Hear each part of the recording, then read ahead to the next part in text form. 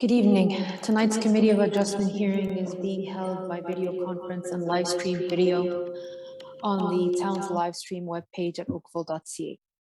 This is a hearing to consider applications for minor variance and consents held under the authority of the Planning Act. Please keep in mind that the intent of this process is to review the application that is before the committee, listen to the evidence, and then make a decision. This process is not intended to be used to resolve any concerns or disputes that may exist between the town, individuals, or organizations. If a request for a deferral is made and the committee grants such a request, the applicant or authorized agent must contact the Secretary Treasurer to schedule a new hearing date. In order to conduct an effective and efficient electronic hearing, we have adopted the following process. If you are watching the live stream of this hearing at oakville.ca and you wish to speak to an item of the agenda, please call 905-815-6095. Again, the number is 905-815-6095. The phone number will also be posted at this screen below the live stream page of oakville.ca. Staff will be standing by to take your call and provide you with further instructions to join the video conferencing. You will be asked to state your name and address for the record and the item number that you wish to address. When the chair of the committee polls for interested parties, you'll have to press *6 to unmute yourself. The applicant or agent will then be given the opportunity to briefly explain to the committee the basis of their application and answer any questions that may arise. A maximum of 5 minutes will be provided for each presentation. You'll need to state your full name and address for the record. Any submissions beyond the 5 minutes will be at the discretion of the committee. All delegations must also state their full name and address for the record. A maximum of 5 minutes will be provided to make the presentations, and remarks and questions will be directed to the chair. Any submissions beyond the 5 minutes will be at the discretion of the committee. The applicant or agent will then be given a further 5 minutes to respond to comments made by interested parties and answering questions from the committee members. If the applicant or agent has any concerns found in staff report, particularly with the proposed conditions, this will be the opportunity to advise us. At the end of this procedure, the matter will then be taken into committee for a decision, and this will mark the end of all discussion. Any person desiring a notice of decision for an application must provide a written request, preferably through email, to the Secretary Treasurer. Written notice of the committee's decision will be mailed no later than 10 days for minor variances and 15 days for consent applications to the applicant, an agent, and any other person who has filed a written request for such notice. The last day to appeal the decision to the Ontario Land Tribunal will be noted on the decision. Please note that only the applicant, specified persons, or public bodies may appeal the committee's decision to the Ontario Land Tribunal. In November of 2022, Bill 23 legislation called the More Homes Built Faster Act amended the Planning Act to remove appeal rights for members of the public. If no appeal is received within the prescribed timeframe, the decision of the committee becomes final and binding, and the Secretary Treasurer will then notify the applicant and anyone who has received a copy of the decision through written correspondence. People participating in this hearing are to be courteous to, respectful of the members of the committee, town staff, and any other person participating in this electronic hearing. Tonight's electronic hearing is being video recorded and available for future viewing at oakville.ca. Thank you.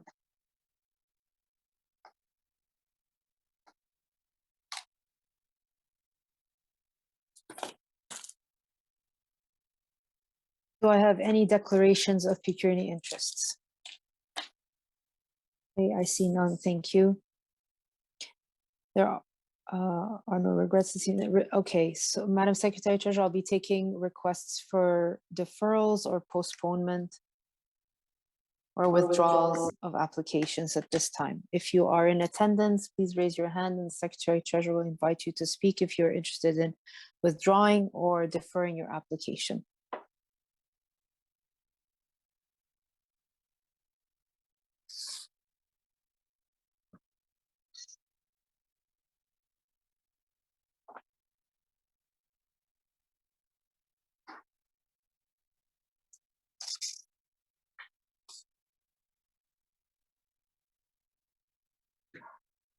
I'm just going to close my door. Excuse me for a second.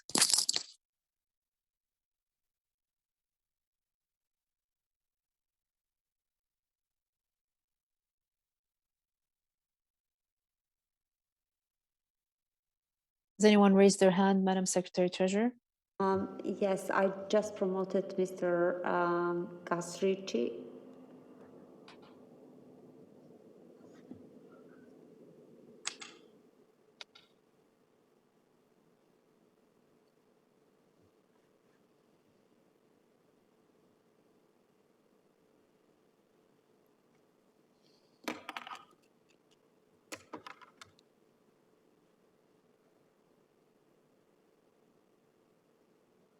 Mr. Ricci, go ahead. Thank you, Madam Chair. My name is Gus Ricci. I'm the architect and agent for the application at 571 Stevens Crescent. We respectfully ask for a deferral of the application to be heard this evening. We received planning comments late Friday, and planning is in objection to both variances that we are applying for. Short notice, long weekend, we haven't had any time to address the objections, and want a bit more time to look at the report and see what we can do to address any of the objections that the planning staff have. And as well as there apparently is one objection from one of the neighbors, even though it's more relating to grading and conservation issues, but I thought with a bit more time we can deal with the neighbor as well. And we ask for deferral to the next available date or when we can submit our revised drawings. Thank you. Very well, thank you, Mr. Ricci. There are 3 letters of opposition from an Irina and Richard Winterbottom at 578 Wildwood Drive, Miss Ellis at the 574 Wildwood Drive, and Marie Descent at a 575 Stevens Crescent. So you may want to note those. Those are the letters of opposition that we have received. If any of those people are in attendance, just letting you know that the matter is being put up for request as a deferral, and that is CAV 110 of 2023 at 571 Stevens Crescent. Sorry, Mr. Ricci, you had something to say? No, I do not. Okay, very well. The matter is up for deferral. All those in favor? Okay, your application has been deferred. You'll see the Secretary Treasurer at your earliest convenience, and when you are ready, she will put you through to the next available meeting. Thank you, Madam Chair and committee members. Thank you. Good evening. Anyone else seeking a deferral to deal with staff comments or any other matter? Please raise your hand. The Secretary Treasurer will invite you to the panel.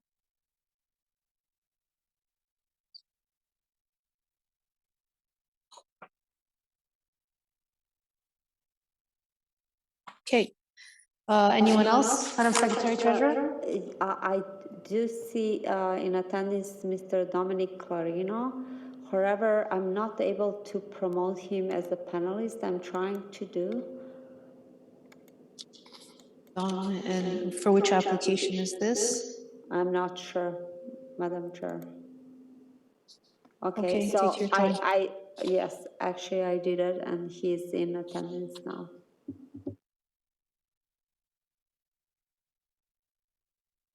I have to switch my screen to see.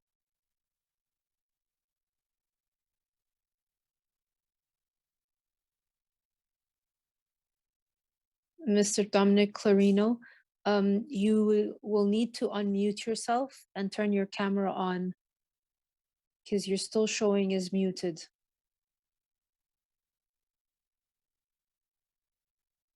And if you are on, okay, you unmuted yourself very well. Can you turn your camera on, please? Okay, let me see.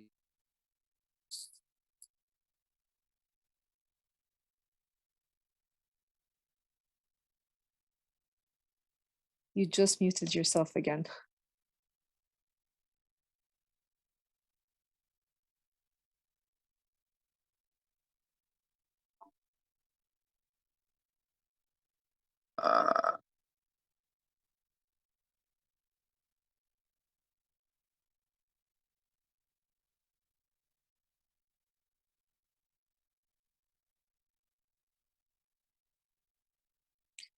Are you using a computer or an iPad?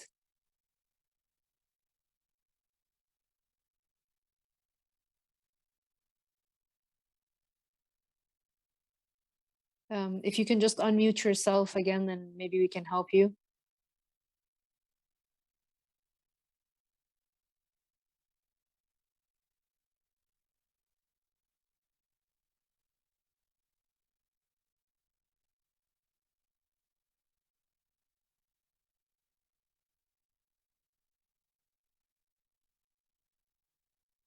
Mr. Clarino, are you still with us? Can you hear me? Yeah, we can hear you. It's fine. If you can't turn your camera on, it's okay. You can just go ahead, sir. What application are you here for? I think here I'm for 2285 is they're the neighbor to our building that at 2295 Of think there's what street, sir? on Bristol, 2285 Bristol. You don't know the application number? Just give me a second. Okay, 2285 Bristol. think the Yes, I see application- you. That's application 113. It'll be towards the end of our meeting. It's actually listed as item 6.7. You're welcome to stay put, and when we get to it, we can invite you to speak. I do have you here as a request to attend. Yes. Okay, very well, sir. Thank you. You can raise your hand at the time when we do call the meeting into committee.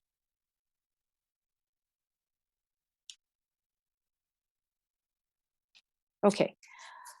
So with that, we'll move on to the first matter of our agenda tonight, and that is a consent application at 52 Chartwell Road, and that is B23/3 or 1711 at 52 Chartwell Road.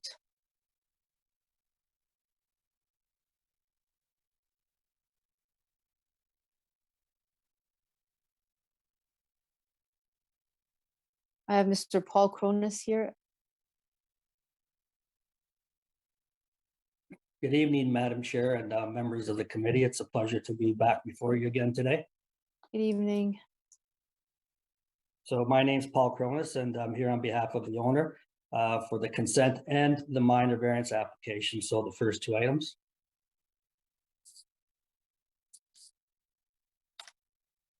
Go ahead, sir.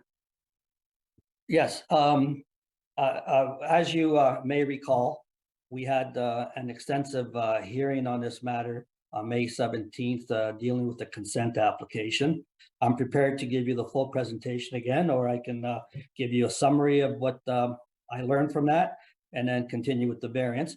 But as you may recall, the prevailing concern that emerged from that meeting, as expressed by the members of the community and the Committee of Adjustment itself, was the orientation of the retained lot having proposed at that time frontage along Carson, because that's the way the bylaw reads. We asked for a deferral after we heard extensive evidence from myself and others. And as a result of that deferral, we then considered a minor variance application that's before you today to allow for Chartwell to be the frontage for zoning purposes, whereas the zoning bylaw requires it to be Carson, the shortest of the two front lot lines.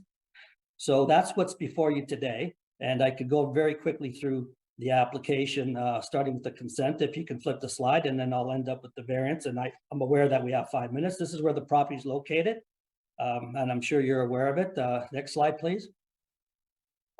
This is the revised severance sketch that shows Chartwell having a frontage now. The Chartwell property always had a lot line of 25.56 meters, but we reorientated that now. So if you go to the next slide, you'll see the building envelope that's proposed shows the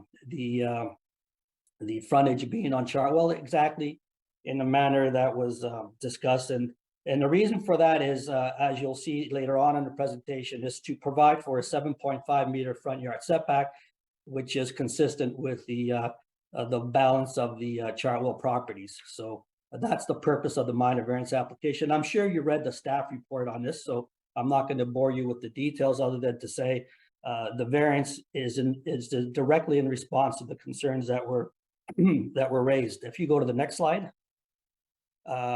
Here I provide again the summary breakdown of the statistics of the retained and the severed lot. And this is just to demonstrate that the lots proposed fully comply with the town of Oakville's RL3-0 regulation in terms of lot area, lot frontage, and the building envelopes that I showed in the previous slide are also in conformity with this. Next slide. So this is just a perspective, just to give a little feeling of what the built form would look like. This is just for illustrative purposes. I just wanted the committee to have something, not to say that this is what will be built exactly, but this is just a representation of what can be built in the envelopes that I showed and in the lots that are proposed. Next slide. Again, this is looking from Carson, looking north to show the gap between the houses, 7.5 meter rear yard setback, 7.5 meter along Chartwell, 3.5 meter on Carson, 1.2 meters on to the neighbor on the north. Next slide. This is looking at it from Chartwell. Next slide. Again, a different, slightly different angle, but it gives you the feeling of what can be built in the envelope and with the within the retained lot. Next slide. Again, this is just an artist rendering to show you how the built form fits on the Carson Lane streetscape. And the next slide will show how it fits on the Chartwell streetscape. Some of the measurements are off. I try to do my best to put it in perspective, but it's just to give you an appreciation and the feel. Next slide. This is just some images of the streetscape. I'm sure you've done your site visit and you're familiar with it. This is on the south side of Carson. And then I just take you, walk you around the site. Next slide. Again, you know that this is in the low density residential area. We're not within the special policy area to the east of us where it's dotted, where it has different lot frontages and lot areas. We're within the low density resident area, and we've given you that evidence at the last hearing. Next slide. The zoning is RL3. Just to reconfirm that. Next slide.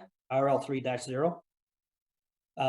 Again, I identified for you earlier on, there was a severance application that was approved on Howard a few years back, and they identified other lots that may be capable of severance. And one of the lots they identified was a subject property, and I show you this with the red arrow.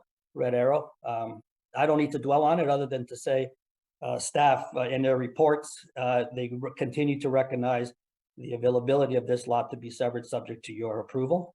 Next slide.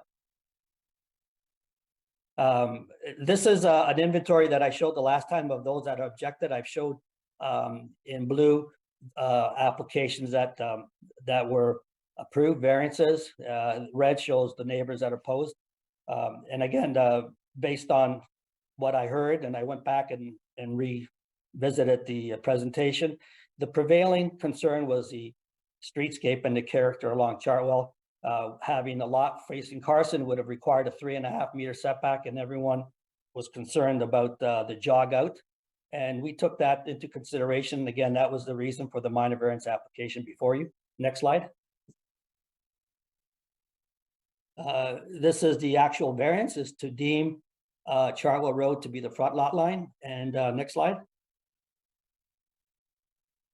So if you were to show that on a graph, it would be basically to align the front yards consistent with all the other built forms. Like I should also mention that the property to the north has received a minor variance a few years ago to allow for a 6.85 meter front yard setback. We're proposing to maintain a 7.5. And next slide. So as you know, you got to satisfy yourself that it meets the 4 tests. And here in my view, my opinion, the development is compatible with the lotting pattern, placement, and orientation of the buildings. It maintains the streetscape, as I've indicated. It complies with the zoning bylaw to maintain the front yard relationship, facilitates a compatible character of the neighborhood, and implements the design guidelines. These are all concerns, I think, that were expressed by the committee members and the public. And in my opinion, the proposal is desirable for the appropriate development of the subject property, and the creation of new residential lot will be in keeping with the existing lot fabric. It meets all the zoning requirements. And in my humble opinion, the proposal is desirable, maintains the intended purpose of the official plan and zoning bylaw, and is minor in nature. And if you can go to the next slide. I won't go over the criteria, but you know that it needs to meet the criteria of section 5124. And I'm of the view that the proposal is timely, it's not premature, it's in the public interest. It conforms and complies with the official plan and all the zoning standards, and no subdivision is required. Next slide, please.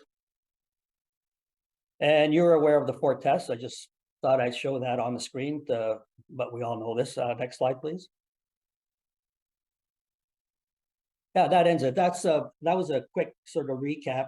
And just to repeat, the minor variance that was filed was in direct response to the concerns about reorientating the lot, changing the fabric of Chartwell, and the purpose and intent of the zoning bylaw is maintained with the variance. And we are satisfied with the consent conditions as amended by staff to require that an agreement be entered into to ensure that the front yard is Chartwell, and we're entirely in agreement with all those conditions.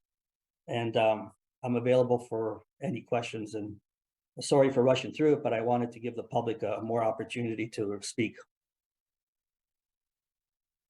Thank you, Mr. Kronos, and we did have a lengthy discussion on this matter, and it's great to see that going back to it, there's a better application that's before us right now. Although I do have to list there are 10 letters of oppositions that have been submitted from a Mr. Arpana and Ashi Mathur, David Yu, Giselle and Neil Murdoch, Elisa Alessandro, Chris and Robin Jorman, Matthew Falahi, Ibn Palmer, Irina Bast and Corey Bast, and Miss Anna Farago. I'll invite those members of the neighborhood, if they're interested in speaking, to raise their hand, and they will be invited to speak to the committee. Thank you, Madam Chair. I am aware of the correspondence you referenced.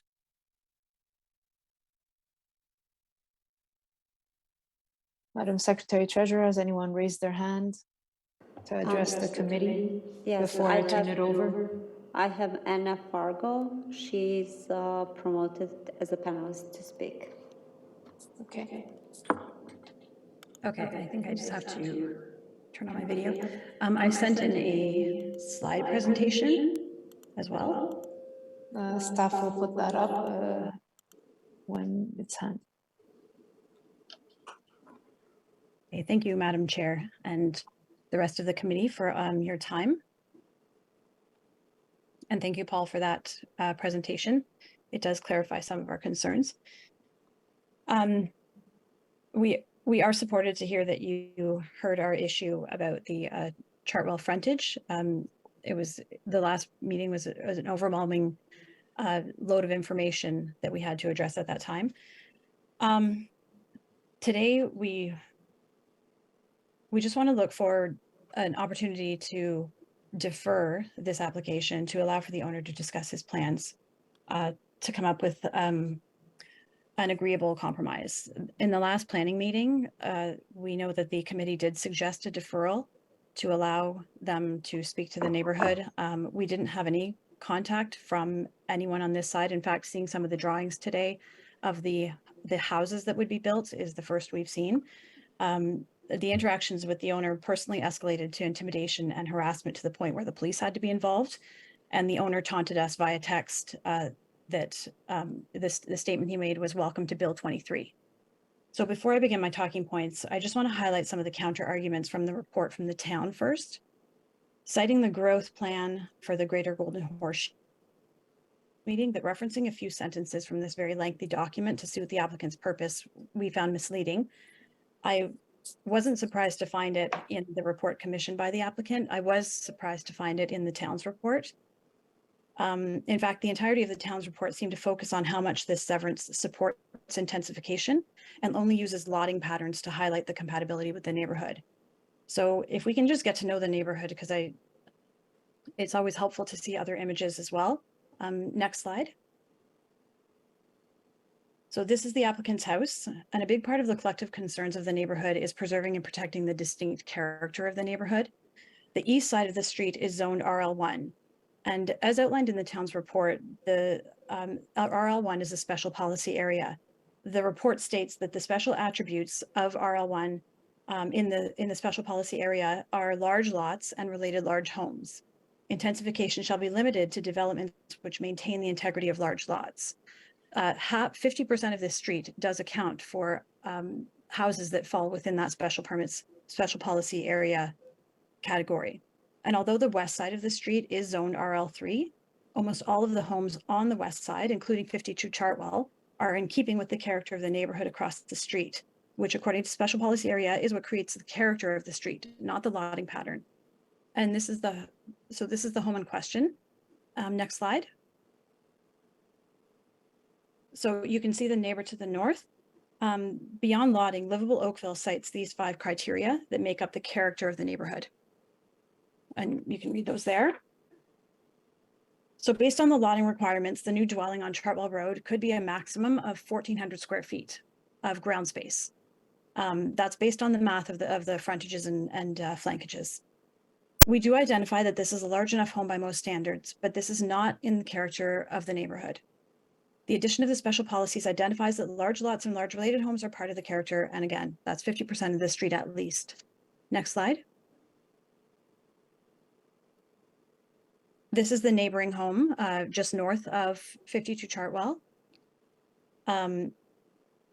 Most of the other homes on the west side are zoned RL3, but they would be unable to sever according to the minimum 18-meter requirement. The only reason 52 Chartwell can sever is because it's a corner lot. The rest of the lots would need a minimum of 118 feet wide, which most are not. So their character is here to stay. Next slide.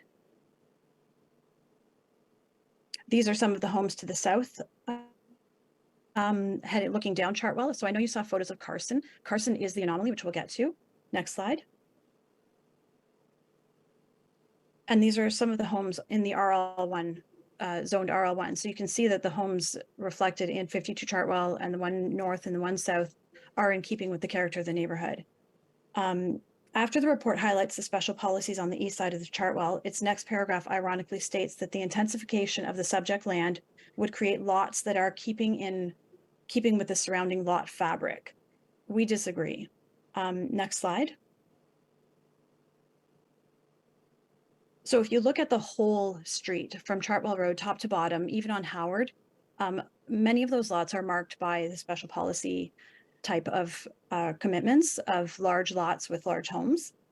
You can see the fabric of the lots, especially knowing most of them cannot be severed, are consistent with RL1.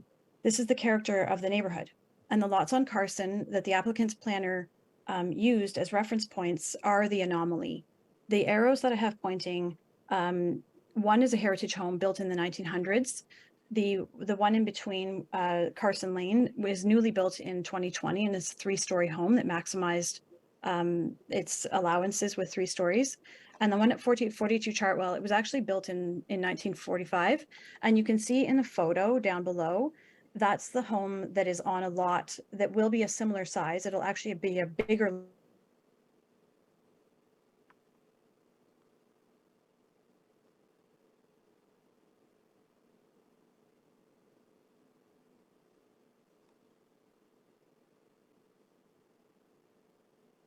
into a lot smaller than this one. This one is 100 feet frontage and the new one would be 84 feet frontage. So it is questionable that those photos would align with what's actually being built.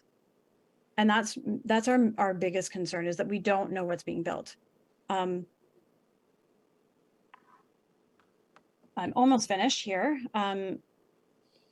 So the town also noted that on page 13 in Parks and Open Spaces, that the 2 large trees located on Carson would Ms. most Fargo, likely. you're way beyond your 5 minutes, so I'm gonna give you 30 more seconds.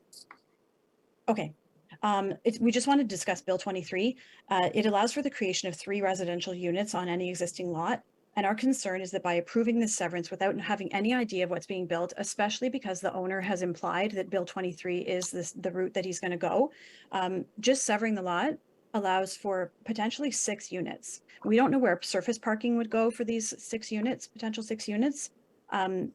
We just want more information, and we're looking for a deferral to get more information from them, or if this is approved, that the committee is ready to strongly register on title that no variances can be requested and perhaps pursue more information themselves. That's all my time. Thank you very much for listening. Thank you, Ms. Fargo. Is there anyone else that is seeking to speak to the committee, Madam Secretary Treasurer? Yes, I promoted Giselle and Neil Murdoch. Murdoch, correct. And also, I'm just going to remind everyone that is speaking today not to repeat the same points. So if you'd be kind enough to just maintain your comments to anything that has not already been mentioned, it would expedite our process today, as there are several of you who are in opposition. We are in receipt of all your letters. We have read them. We are aware of all your concerns. But in an effort to maintain the integrity of the meeting, I'd ask that you limit your comments to things that have not been already mentioned or reiterated. Thank you. With that, go ahead, Ms. Giselle. I am Giselle Murdoch. I'm at 24 Chartwell Road, so south of the subject property. We would just like to highlight, and we will be brief, but we would like to highlight the drainage issues. Water is a problem on Chartwell. We are probably the lowest spot on the street until you get to the lake. The property behind us on Howard is a good 2 or 3 feet higher than us.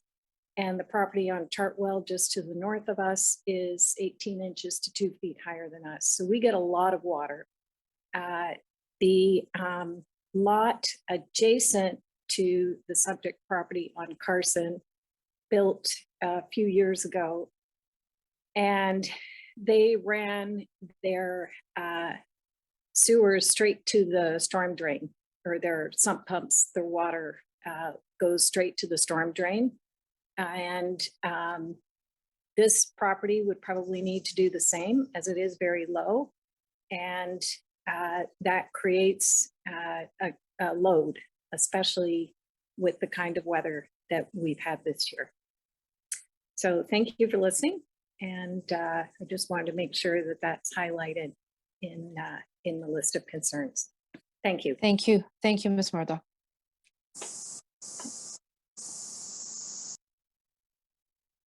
Madam Secretary Treasurer, you were saying something. I'm sorry, I cut you off. You had said you invited Ms. Murdoch and someone else. yes, also Anya Dunning. She's on the Okay. phone. Okay, go ahead, Ms. Dunning. Okay, I'm going to be brief. I just wanted to note something in addition to what Giselle said. With the property that was built, it's not just their storm sewer that is being drained directly into the storm sewer, but there is an underground stream that ran down that side of the property and is being allocated into that storm sewer. So it is an awful lot of water. So I just wanted to make sure that that was noted. And sorry, anyway, so to introduce myself, so my name is Anya Dunning, and I'm the president of the OLRA. This committee initially met on the 17th of May to discuss the consent to sever 52 Chartwell. At that meeting, the applicant was offered the opportunity to defer his application and was directed to engage with his neighbors to come up with a suitable solution.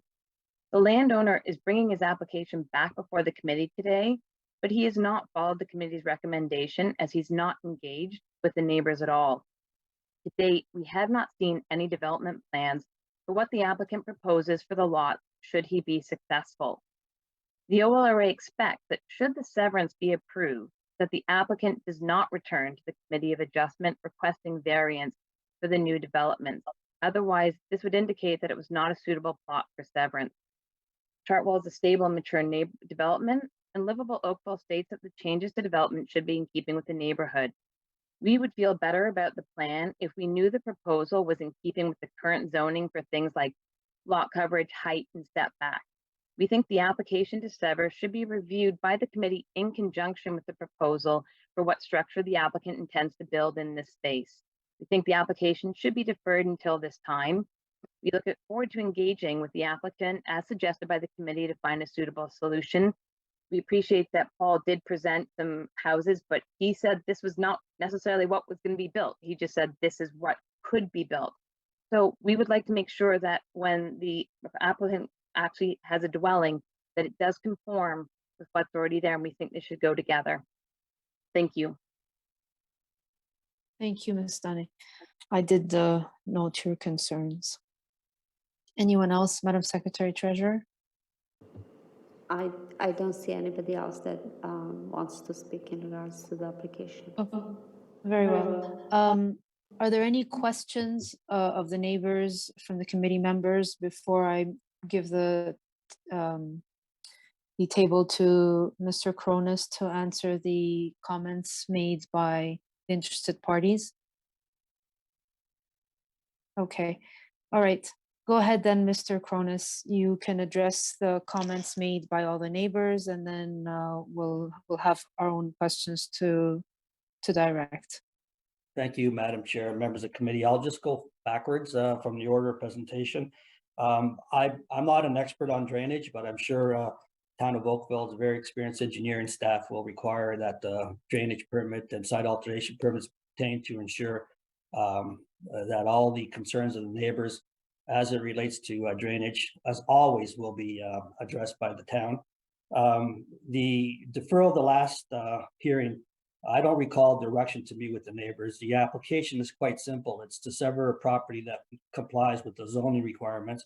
The prevailing concern was the reorientation of the streetscape from Chartwell to Carson. And I asked for a deferral to allow an opportunity for me to consult with the client and see if we can find a way to address that concern, and this gave rise to the minor variance.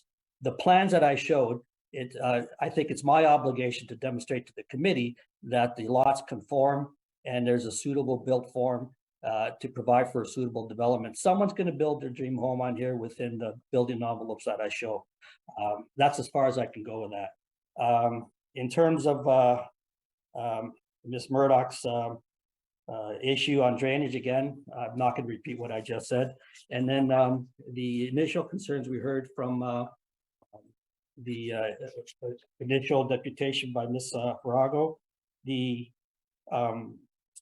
again, in her slideshow, she showed 5 or 6 areas: lot area, lot frontage, lotting pattern, scale, height, and massing, setbacks, and orientation. I submit to you that the diagrams and the presentation and the submissions that I've made in my cover letter plus the staff report fully addressed each one of those, and they conclude, I concluded independently, and so as the planning department, Mr. Hassan's on the line, that all those characteristics that Ms. Farago indicated is in full compliance. Now, it is true that we're across the street from our RL1, but it's not a policy that would apply. You know, of course you can apply it, but it would be a mistake because of the reasons that Mr.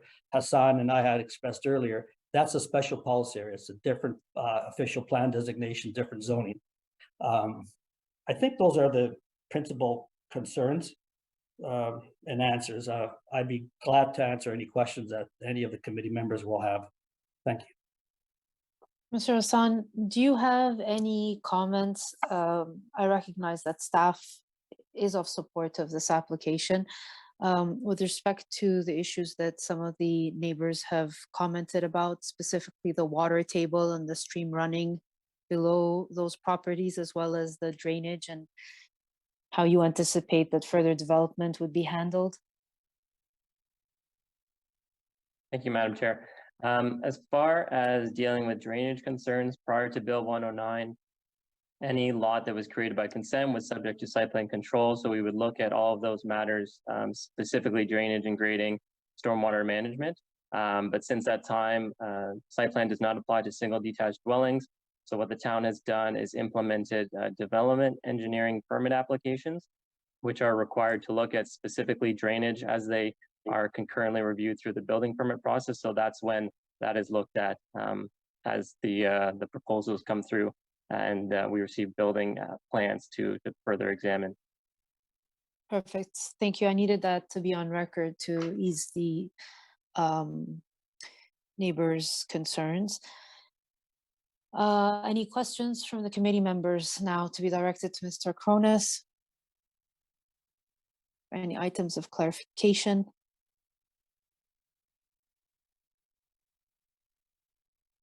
Okay, are we ready to take the matter into committee then? Who would like to move a motion?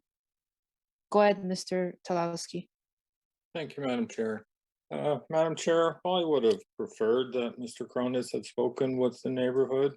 In my opinion, I think he's done exactly what the committee and residents had asked him to do at the last meeting, and that was to preserve the Chartwell frontage. What we're being asked to approve here is lots with complying lot sizes. Again, referencing they're not in the special policy area, which requires the larger lots. In my opinion, this application is, while may not be similar to some of the lots, it is very similar to the lots in the vicinity of Carson Lane. And I agree with Mr. Cronus. The prevalent concern of both myself and the residents at the last meeting was the side yard condition on Chartwell. And like Mr. Cronus, I too went back and rewatched May 17th meeting just to make sure that that was indeed the case, which I believe it was. And I think that the applicant has addressed this and that these staff conditions essentially ensure that the Chartwell frontage will be preserved. With that, Madam Chair, I believe this application now does meet requirements of Section 51 of the Planning Act. I would note that there remain 10 objections. In the objections we received with this revised, they're now generally opposing the severance in general, I believe. Staff have essentially advised the applicant that if they come back with further variances, it's going to be at their own peril, which I can share that sentiment, but the decision of the committee cannot prohibit future variances as has been requested. And again, I would just note that drainage was raised as an issue, but as Mr. Hassan has indicated, the town will deal with drainage at the building permit stage. With that lengthy explanation, Madam Chair, I'm prepared to move approval of the severance subject to the conditions found in Schedule A. Very well. Is there discussion on this recommendation? Okay, I see none. All those in support? Okay, all those opposed? Okay, the application has been approved. Mr. Talowski, will you take on the attached variance to this application, which is variance CAV 090 of 2023? Yes, certainly, Madam Chair. Madam Chair, I'm prepared to move that CAV A090-2023 be approved as applied for, finding that it meets the 4 tests of the Planning Act, and as indicated by staff, no need for conditions, as conditions related to this are found within the severance condition package. Very well. Is there further discussion on this recommendation? I see none. All those in support? All those opposed? Mr. Dickey, are you opposed or you're in support? I can't hear you. You're muted.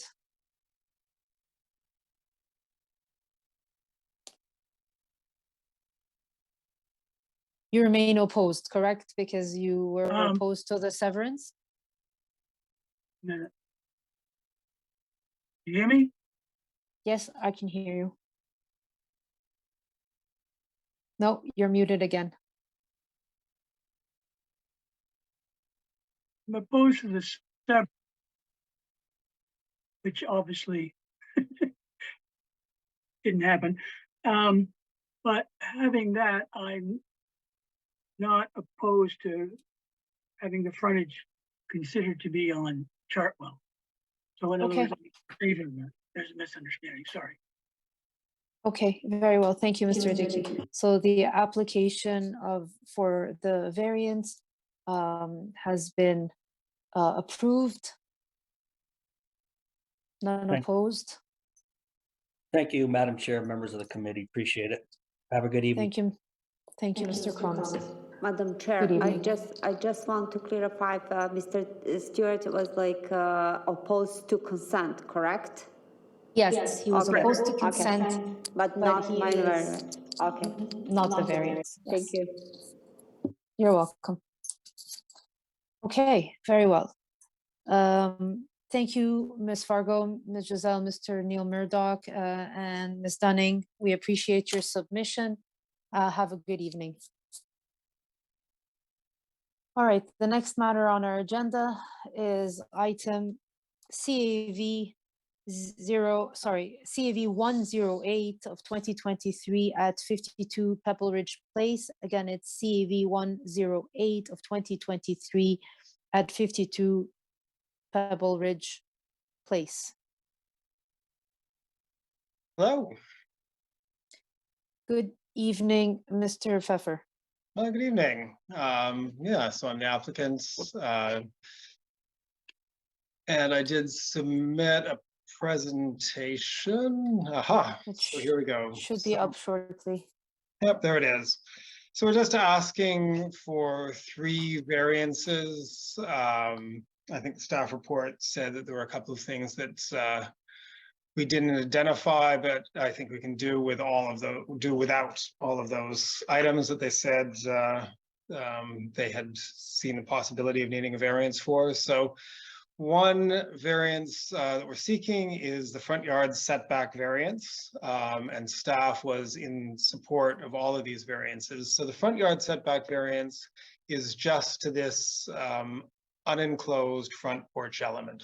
So that projecting part of the front wall that goes to the second story, that's where the permitted front yard setback is. And you can see the actual main wall of the house itself is actually set even further back than that 10.5 meters. So the front yard setback variance is really for that very light and airy sort of front porch element. We're also asking for a height variance, which staff was also in support of. We're asking for 10.5 meters or 9.5 meters. There was a variance of 9.85 granted, or 8.9 granted in the neighborhood. As you can see here, we've got at the upper roof, we've got actually a fairly low eave line, lower than the other house that had an approved height variance. And we've got a hip roof, so the roof recedes in perspective from all sides. It also reduces any shadow impact of that height variance. And of course, most importantly, you know, the house has a lot of articulation in mass, and it has that entire kind of about a third of the frontage is made up of that much lower element above the garage. So the impact of that variance extremely minor. And then we're asking for a very small residential floor area variance. If you can just sort of scroll a couple of pages through the booklet. First to the next page is going to be the site plan. The site plan, you can see that's the red line of the sort of permitted outline of the building, and you can see it's just the front porch that sits beyond that. Everything else is kind of well within, particularly at the back, that line. And then on the next page, you're going to see some of the other houses that the Committee of Adjustment has approved area variances for already in this subdivision. And these lots are, these houses that have been approved all on kind of similar size lots have been the top 2 and then the bottom right have all been improved at slightly over 430 square meters. One thing you'll note is they all have actually a kind of a higher eave line. They're actually a little bit more sort of solidly 2 stories than our house on the bottom left, which is actually much more articulated and the mass is a lot more broken up. So certainly, and we're also just under 430 square meters. So we're asking for a little bit less than has already been approved in a number of spots in the neighborhood. And, you know, certainly I think we've done everything that the Livable Oakville plan asks us to do in terms of massing to reduce the impact of that mass, which is doing projections, recesses, subdividing the larger building, putting porches and balconies to reduce the verticality of the structure, reflecting the human scale and architectural elements and detailing. So all of those things we've done, and we think this is a very suitably scaled building. If you go to the next page, you'll see our comparison with that other house that was approved. And this is an apples to apples comparison, that red line across the bottom, that's the established grade. So you can see that house on the left that's already been approved, much higher eave line. Like us, it's broken up in massing, but certainly we think we're very much in keeping with, you know, the character that's being established in this new subdivision. And then, yeah, if you go to the last page, you'll see a kind of another 3-dimensional view of the building. You know, lower eave line, a lot of articulation, open porch in the back, you know, so it's very, very much in keeping with the character of this neighborhood. And we've worked hard to make something that will be an ornament to the street. So I'm happy to take any questions. All right. Any questions of Mr. Pfeffer at this time? Madam Secretary Treasurer, is there anyone in attendance who has raised interest in speaking to this application? There is no. Go ahead, Mr. Talowski. Thank you, Madam Secretary Treasurer. Thank you, Madam Chair. Just to be clear, if the committee were to approve this application tonight, you're prepared to revise your drawings to remove the stairwell, the rooftop terrace and balcony. Is that correct? Yeah, the rooftop terrace, absolutely. That was just not supposed to be there, so there will be no rooftop terrace there. And similarly with the stair, you can see it's actually set in fairly close to the house and does a dog leg, so we can get rid of the dog leg and the need for that variance that staff identified. So absolutely, we will revise the plans to make sure that those work in compliance. Thank you. Okay. Any other questions or items of clarification? Okay, let's entertain a motion. Who would like to make a motion?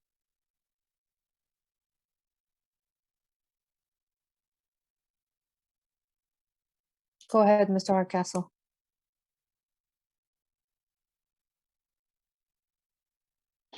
Thank you, Madam Chair. Having undertaken my site visit, having reviewed the materials, including the written staff report, and having heard the presentation, including the commitment for revisions to address the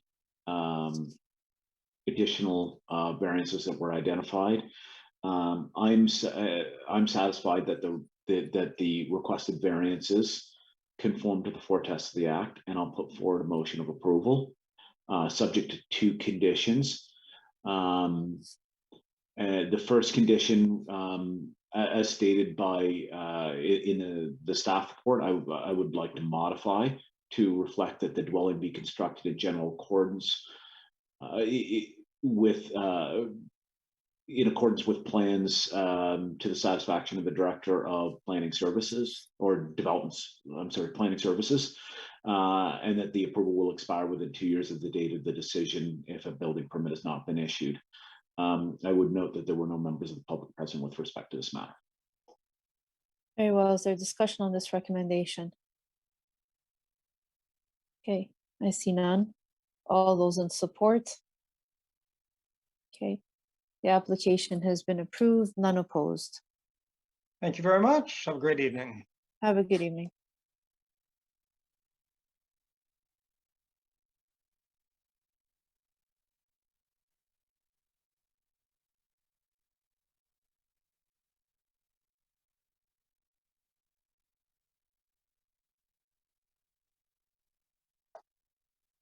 Okay.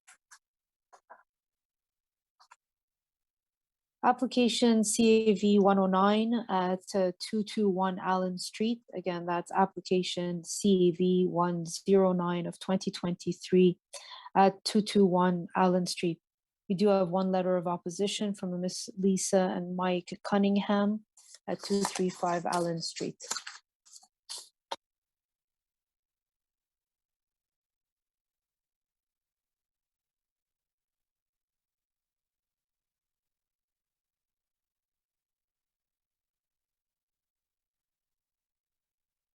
Good evening, Madam Chair and the members of committee. I'm Hania Aliasin with Western Consulting. Today I'm joined by Mr. Martin Quarkopom, the VP with Western Consulting. I would like to briefly go through the variances that we requested in our application. We are representing the client at 221 Allen Street in Oakville. Next slide, please. As you can see, the subject property has a lot frontage of 70.51 meter along Allen Street and has a total area of approximately 3,300 square meters. It was previously owned by Halton District School Board and through Official Plan Amendment 17 and ZBA number 2017-114, it was proposed to be converted to a residential condominium and 7 single detached lots on the east of the property. Next slide, please.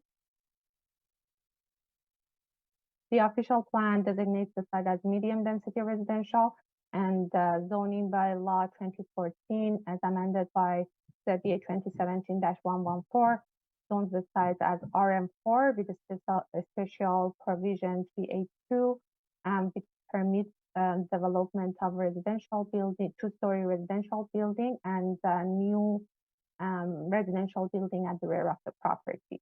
Next slide, please. Before going through the description of the development, I would like to mention that the applicant purchased the property after the zoning bylaw amendment was approved, and the zoning bylaw amendment was approved based on a concept plan. But now we are in the detailed design stage, and given that OBC requirement and the requirement of the market, the following variances are required to facilitate the development. And the total GFA for this site is proposed at 1,849 square meters, and lot coverage is proposed 32.76.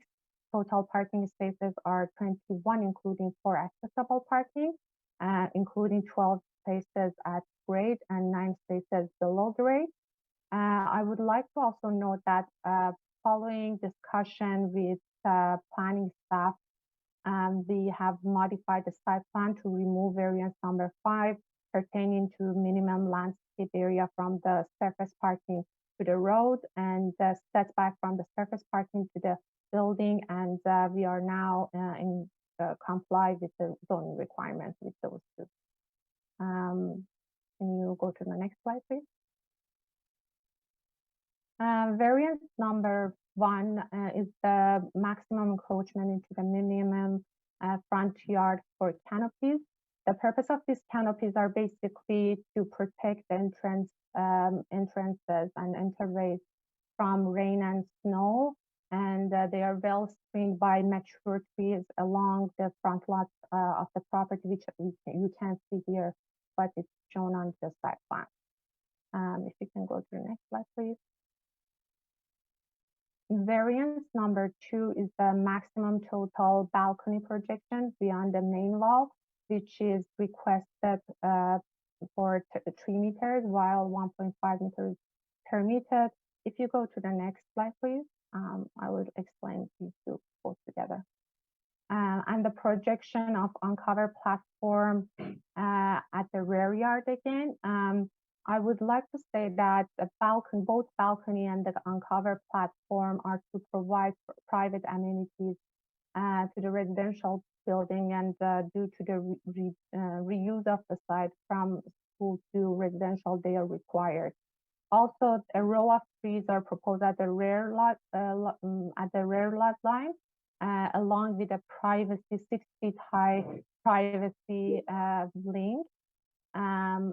Privacy fence, timber privacy fence, to mitigate all of the impacts on the privacy on the north lots on the north or east. Let's say I'm referring to the direction that I can see on the site plan, and neighboring properties.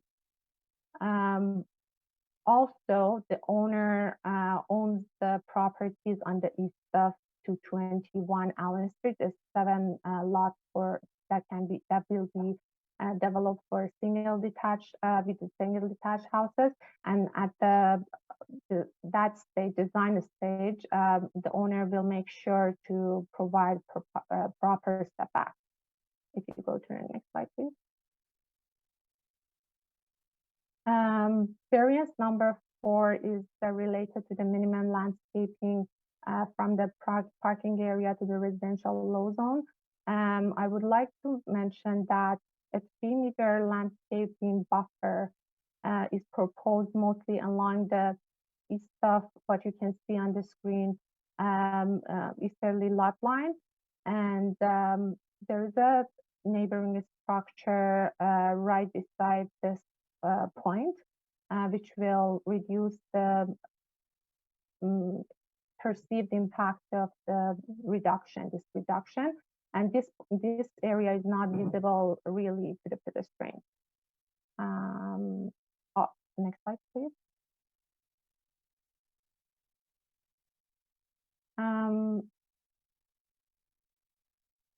Okay. This variance number 6, which is the minimum width of landscaping from the for the surface parking abutting residential from the residential use, was originally requested at 1.55 meters.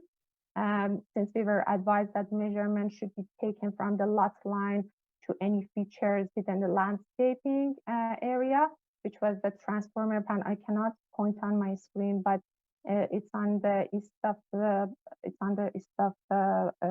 like left of the screen.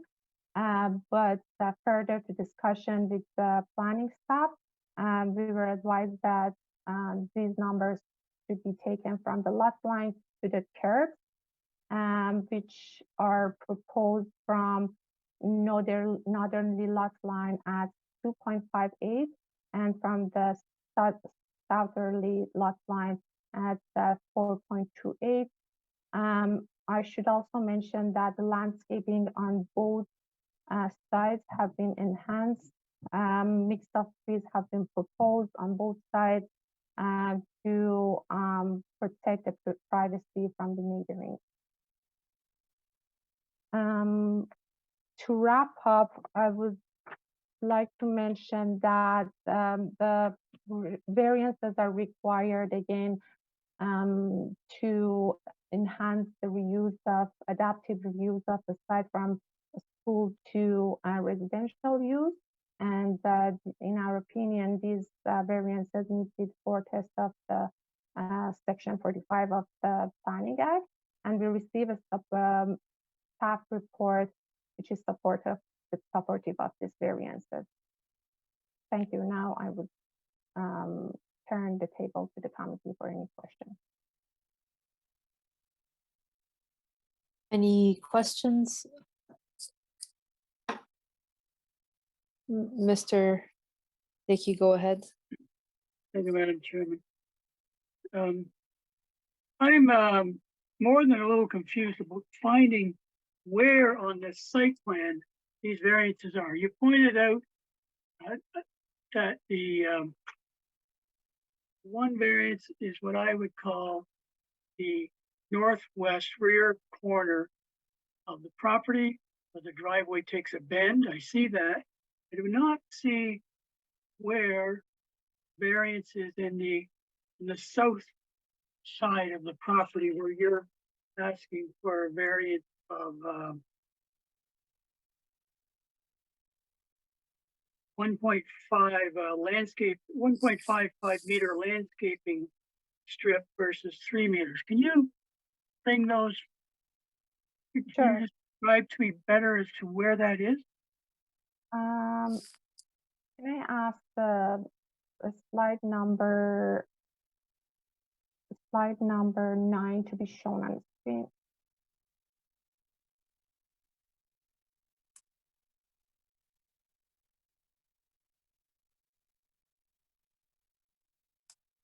The originally requested 1.55 meter from the transformer pad is on the left of the screen.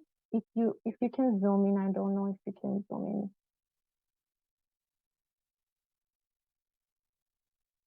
Right above the red circle.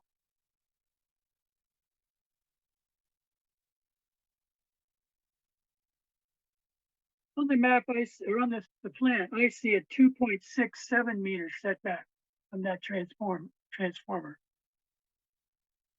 We were advised that it should be taken from the transformer padding. Probably Martin, if you can, I will defer the question to Martin if you have anything to add. Hello, committee. My name is Martin Parker-Bohm. I am a VP with West Consulting and a registered professional planner. I'm assisting the applicant with this particular application. So as my colleague Kenya noted, there is a transformer that is visible just north, well, not north, excuse me, just above the red circle there on the bottom left of the screen. And the 1.55 meters is taken from the transformer pad. The 2.67 meters you're referring to is to the transformer itself. But if you could rather zoom in a bit further, you'd see that the 1.55 is taken to the pad of the transformer, not the transformer itself. So the issue we have here is we were taking the setback, rather the setback to the transformer pad, whereas it should have been taken from the property line to the edge of the curb, which is what we're showing here in red, which is the 4.28 meters. Okay, thank you. You're I have welcome. some questions about the rear, the balcony and uncovered platform. How close will the uncovered platform be to the rear lot line? I believe the distance from the platform to the rear lot line is 0.6 meters. 0.6 meters. Yeah, I'm just double checking it.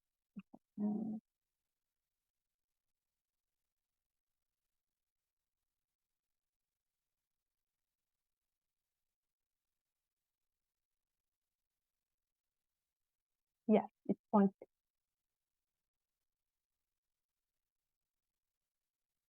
And what is the uncovered platform? It's on the ground, on the surface level. It's a deck. It's a deck, yeah. It's 0.6 meter above the ground. 0.6 meters above. Sorry. And then the balconies are above that? Yeah, the balconies are located on the second floor. I think Martin's hand is up.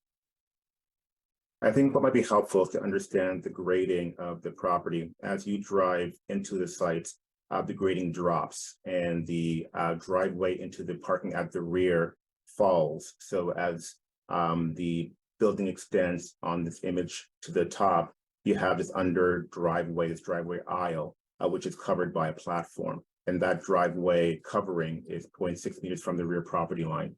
This is visible a bit more clearly on slide number 7 of the presentation.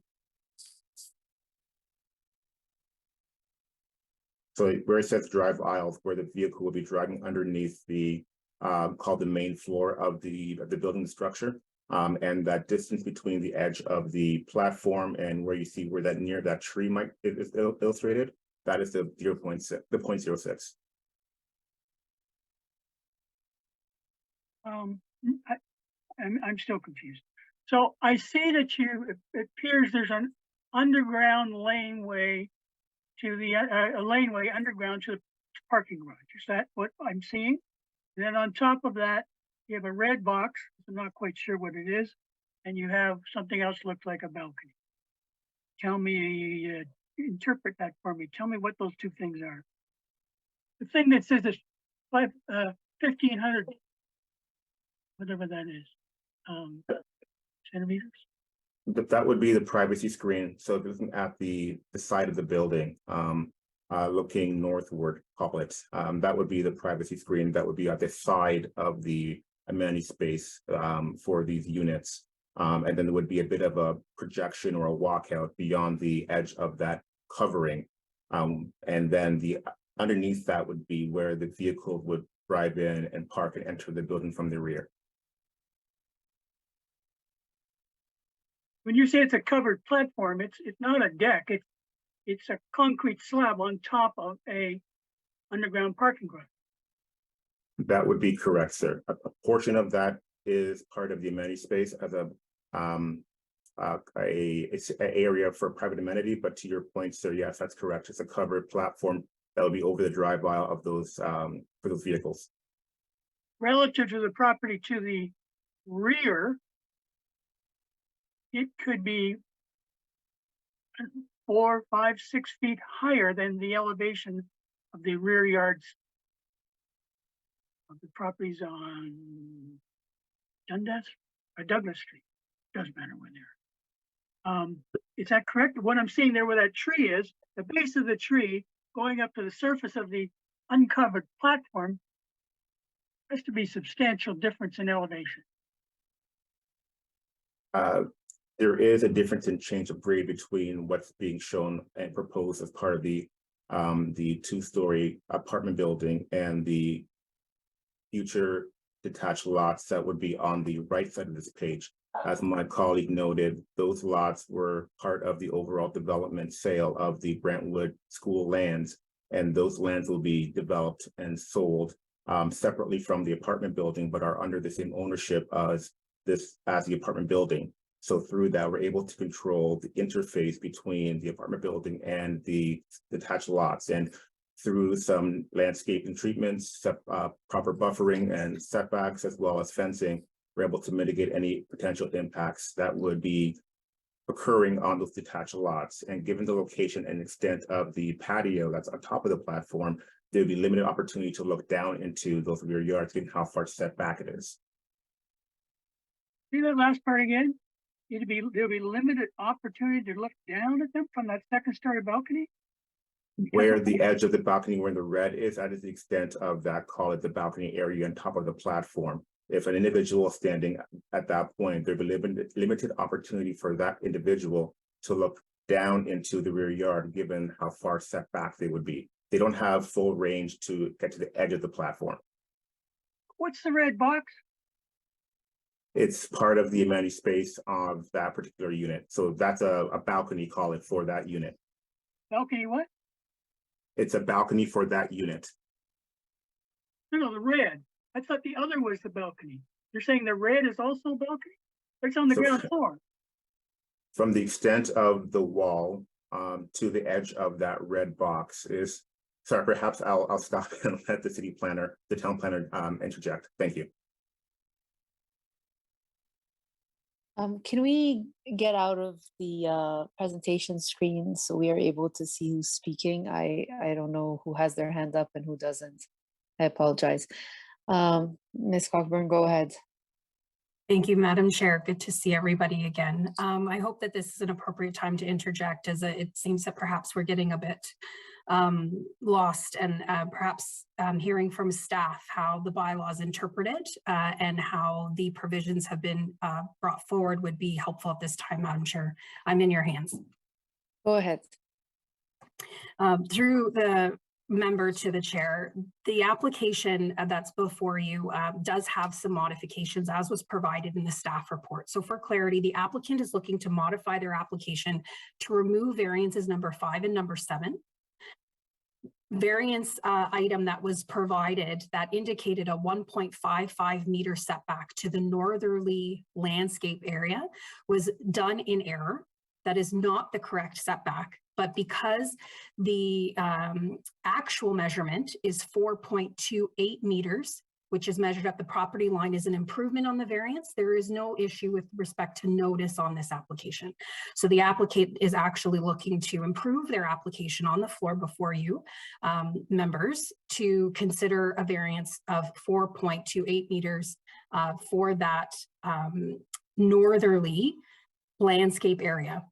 And you will see on the plan that it is specific to that pinch point where the new driveway enters with the property line. And as you travel easterly onto the property, it does improve, and there's additional landscaping that has been accommodated as mentioned by the applicant. The other variances to the south predominantly were captured within the original amending zoning bylaw, which I was the planner on that file for. But as mentioned, it was a concept plan, and there were detailed design elements that were not anticipated through that process. And so we have a variance application before us that are capturing certain existing conditions with respect to locations of driveways and the use of those driveways through to parking areas. That's how our bylaw is worded today. With respect to the elevated platform, yes, it very much looks like a roof structure over top of that parking area. It is serving as double duty, if you will. It is an elevated structure, and within that elevated structure, there is a defined limit for private amenity space for the unit holder, which includes a 3-meter area that aligns with the second-story balcony, which is also a requested variance on depth. But there is a red area that has been previously highlighted to provide for an additional amount of space on the ground level beyond the 3 meters. I believe, Martin, you'll have to correct me, but I think it's 4.5 is what is being sought at that level. These depths are captured within the plans that would be submitted before you. In which case, should the committee choose to accept staff's recommendation and approve the application, those depths would be covered within respect of your approval in adopting the plans as submitted. So I'm hoping that that provides some clarity on the variances that are being requested with this application. And if the members have any questions that could be better directed to staff for clarity on the bylaw, I would be happy to assist at whatever time is appropriate, Madam Chair. Thank you, Ms. Cockburn. Mr. Dickey, are you satisfied with the answer from planning staff? What still confuses you so that we can address it before we go into committee? I still didn't get a good answer. Tell me again what this red box was? Through the member. Exactly? I know you said it was an extension of the amenity area, but what is it? Through the member to the chair, the red area is merely just a color highlight on the applicant's plan to demonstrate that the ground level amenity area is slightly larger than the second floor amenity area. So the second floor amenity area is comprised of a balcony measuring 3 meters in depth from the main wall, which they are seeking a variance for. The requirement is 1.5 meters from the main wall. There is an amenity area on the ground floor. It is not subject to any variance in front of this committee. What is subject to the variance is the platform for which the amenity area sits on. That platform, because it projects into a rear yard, because it's being viewed as a deck, according to our bylaw, that is the subject of the variance, not the amenity space. Staff had concerns with the potential owner using the entirety of that platform depth, the 6+ meters platform depth, as private amenity space.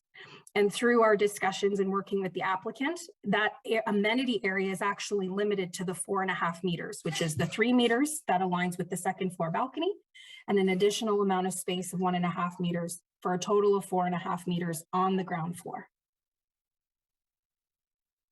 It is also provided in somewhat of clarity on the site plan. Unfortunately, I think that if our tech team were to zoom into the site plan, some of those numbers get lost.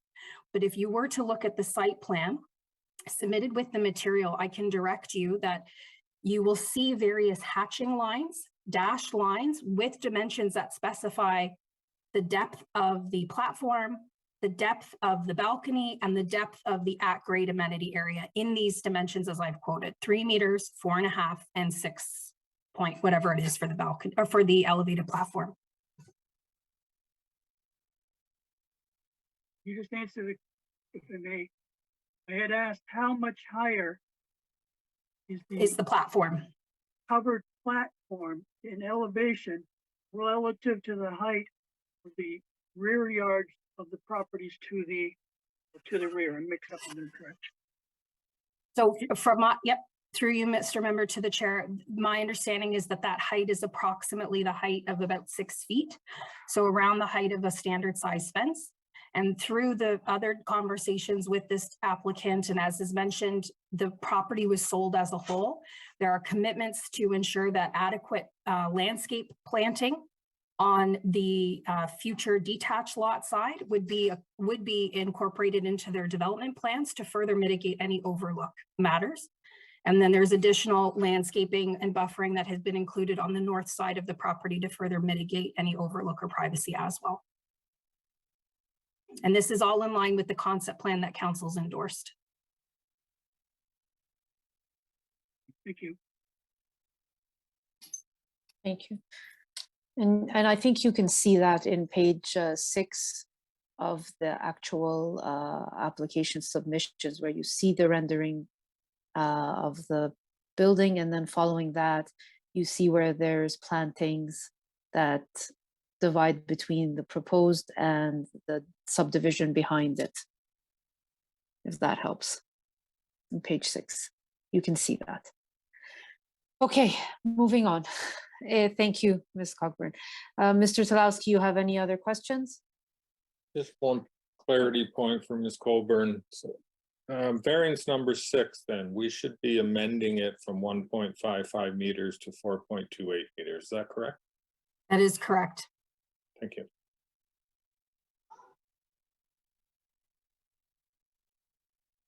Okay. Any other items of clarifications or questions or comments? Okay, thank you. I do have a letter of opposition from Ms. Lisa and Mike Cunningham. Have they raised their hand wishing to address the committee? Madam Secretary Treasurer, has anyone else called with interest for this application? There is no phone calls at this time. Okay, I have noted their opposition on record. If there are no further comments, we can take the matter into committee. Who would like to move a motion?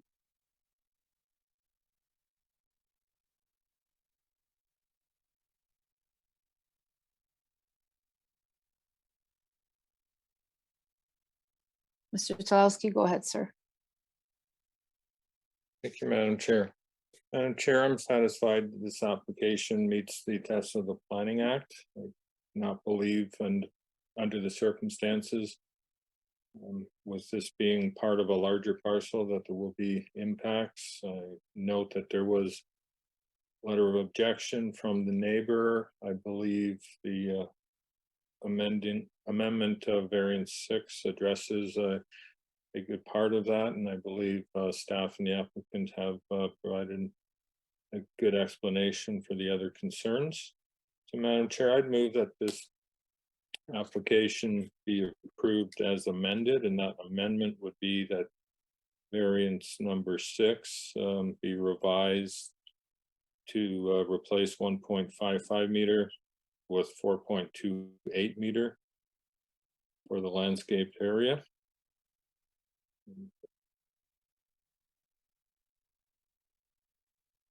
That, Madam Chair, I would move approval subject to conditions that the proposed development be constructed in general accordance with the revised plans as presented at the committee meeting, which remove variances 5 and 7, and that the approval expires within 2 years if building permit has not been issued.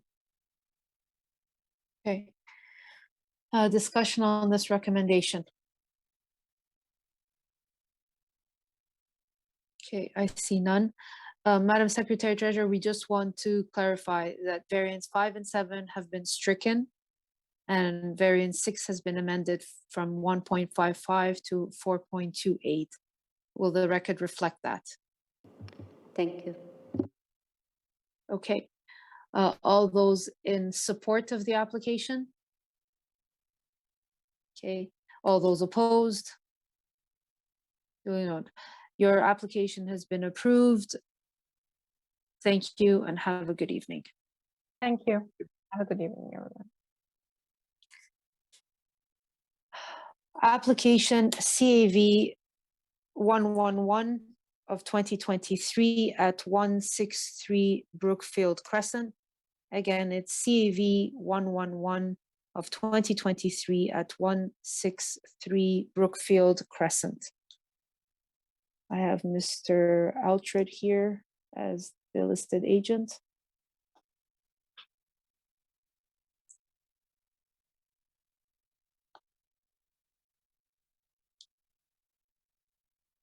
Yes, good evening, Madam Chair.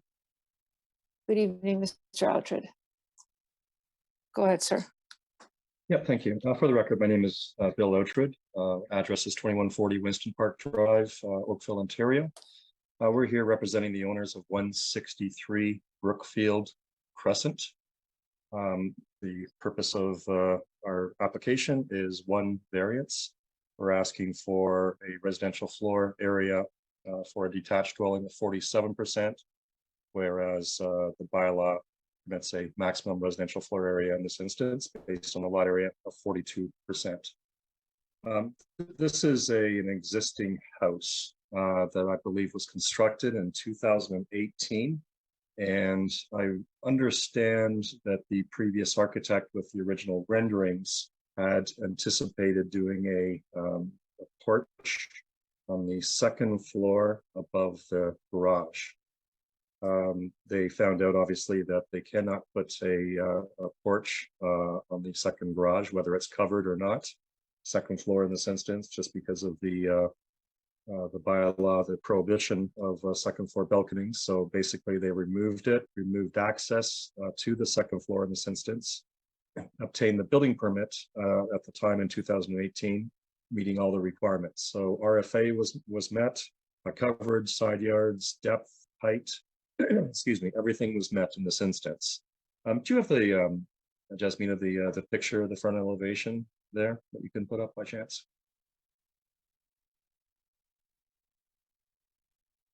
And I apologize, we did not do a presentation for this, but there's a picture of the front elevation I think was submitted with the application, if I'm not mistaken. And it clearly shows the void area. If the picture's not there, and the committee members look at the planning comments page number 3. There's a picture of that void area. I apologize for not having it, but maybe that plan there shows it in general. So there is a roof line that goes up above the second floor level, above the garage. There's a large void area on the second floor, essentially. And what we're looking to do is basically add about 29 meters squared within that particular area. Once again, there's no roof line changes. It stays the same. There's no changes as far as the size of the footprint. It's just adding additional area within that void area that was originally designed, I believe, to be just a exterior porch. The house, unfortunately, with these drawings doesn't look that great, but it is well articulated. It's it's been designed to be a modern home. The elevations itself, front elevation has architectural details with the once again the articulation of the different variables in the front elevation. In this instance, planning has no concerns with what we're requesting. It is just the one variance, as I said, and in general, I believe it meets the 4 tests. I don't believe there's any neighbors that have any objections. I'd be happy to answer any questions.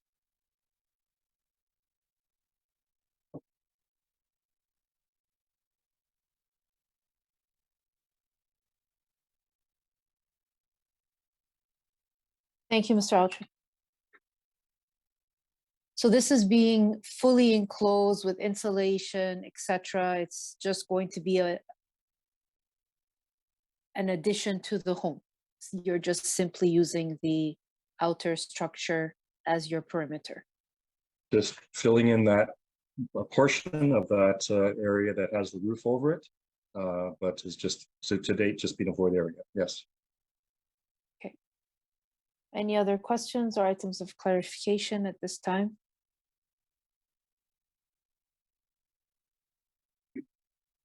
Okay, I see none. Who would like to move a motion? Madam Secretary Treasurer, has anyone called in with interest for this application? No, Madam Chair, there is no phone calls at this time. Okay, very well. We're ready for motion then. Go ahead, Mr. Dickey. Thank you, Madam Chair. Based on my review of the owner's application, site plans and building elevations, together with my site visit and the presentation by the owner's agent, in having regard to the fact there are no comments, objections from the neighbors, my opinion that the variance is minor and conforms to the test under the Planning Act, and would have no negative impact on the neighbors. I put forth a motion that the application as applied for be approved, subject to the condition that the proposed second-story addition be constructed in general accordance with the site plan dated September of 2018, and the floor plans dated April 25th, 2023, as submitted, and that the approval expires 2 years from the date the decision of the building permit has not been issued for the proposed construction. Thank you, Mr. Dickey. Is there a discussion on this recommendation?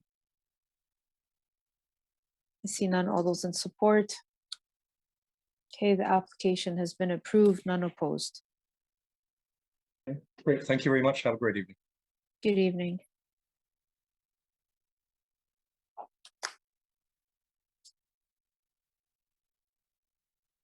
Application CAV 112 of 2023 at 356 Sandhurst Drive. Again, it's CAV 112 of 2023 at 353 Sandhurst Drive. I have Mr. Sibiniak as the listed agent.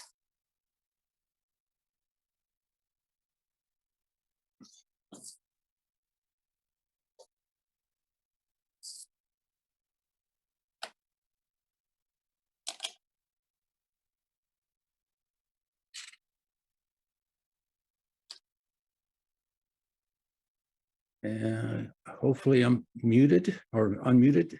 Yeah, we can hear you. If you can turn your camera on, that would be great. Very well. Go ahead, sir. Okay, thank you. The proposal is to replace an existing shed with a new shed that will house pool equipment and garden furniture. Two variances are required. One is for the flankage side yard along Seacourt Avenue, and the other is for lot coverage. If I could begin, yeah, you've illustrated page 1 shows the existing accessory structure as highlighted in orange at the top left-hand corner. Page 2 illustrates the new accessory structure, and you can see beneath it the dash line representing the former or the shed that is to be removed. And you can see here where the setbacks are along Seacourt Avenue as 0.61 meters, and the west property line also 0.61 meters. So the first variance for the side yard setback of 0.61 was because of the flankage side yard, and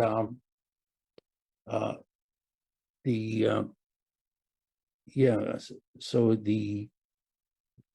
if we could go maybe to page so no, we could stay on this page, actually, that'd be great. Yeah, so there's an increase of let's see here.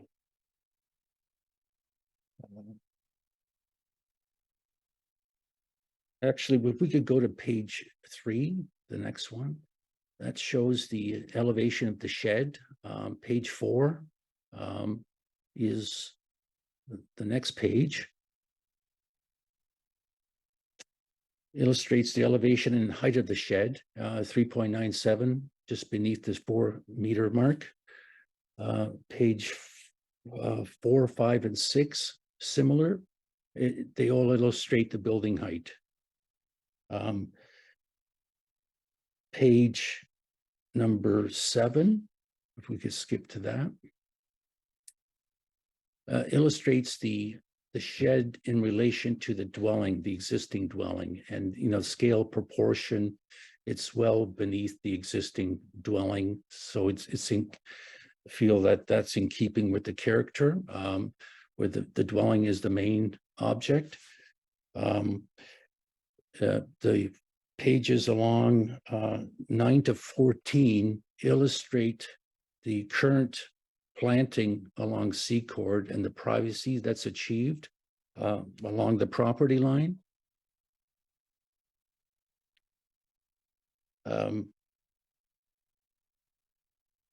I feel the scale proportion and the flankage planting is appropriate. It provides the screening. I think this is in keeping with the character of the neighborhood. And at the same time, privacy is achieved.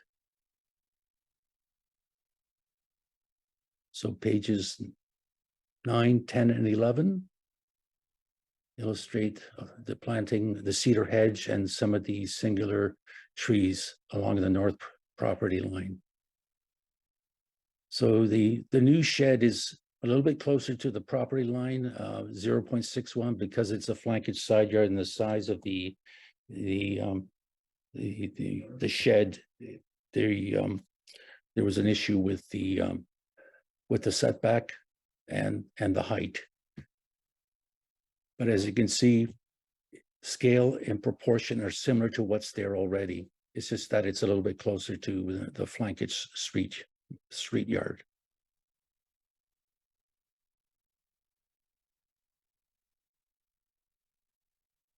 Okay, thank you, Mr. Sebenek. Are you satisfied? Or you still Yeah, have... no, I think that's pretty much it. I've read the report. I think everything there is, I understand the time frame of 2 years, and that there's no changes proposed here, that we're going to be in general compliance with the committee of the minor variance documents. I have no further comments. Very well. Are there any questions or items of clarifications of Mr. Sebenek at this time?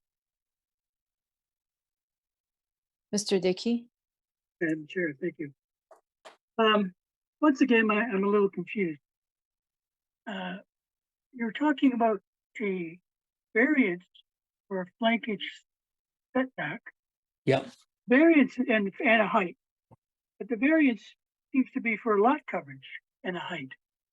Am I reading something wrong? It's lot coverage and height.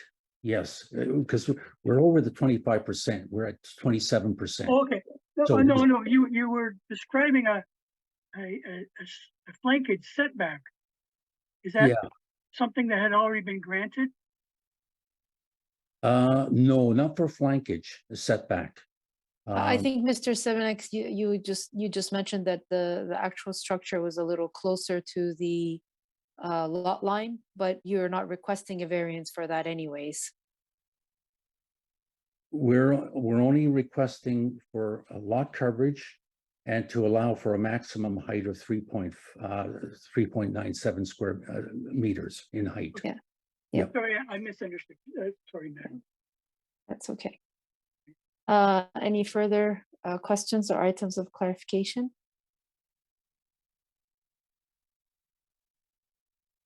Very well. Has anyone called with interest for this application, Madam Secretary Treasurer? There is no phone calls at this time. Okay, very well. Who would like to move a motion? Go ahead, Ms. Yu. Thank you, Madam Chair. Having reviewed the application materials, the staff report, heard the presentation by the agent. So in general, I believe that this proposal of the proposal to permit the variance for the height and the lot coverage meet the 4 tests under Act. As such, I'd like to move the motion forward to approve this proposal with 2 conditions.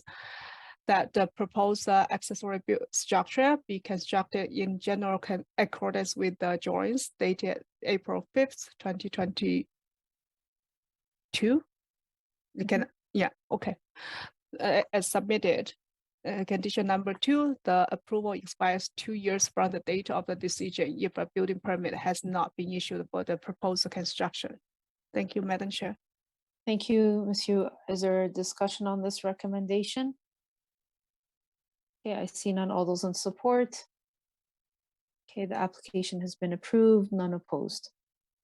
Very well. Thank you, Ms. Sevenick. Thank you, committee. Have a good evening. Have a good evening.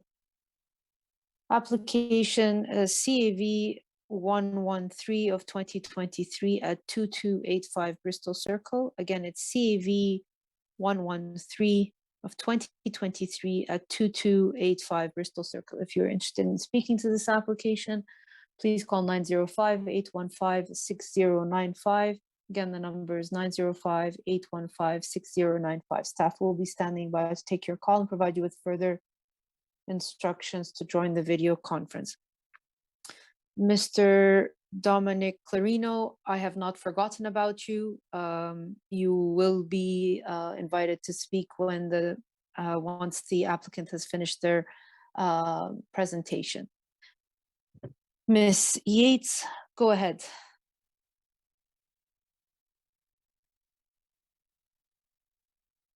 You just have to unmute yourself.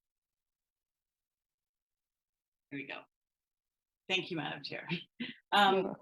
If we could put the presentation up to page 8. Very well. I'll try and make this Staff. pretty quick. This is the Mississauga Oakville Veterinary Hospital. It was built in 2003, and it was a permitted use at the time. Since then, the zoning has changed slightly, and it's now a non-conforming use, but a permitted non-conforming use. Is it possible to zoom in a little bit more? Yeah, okay.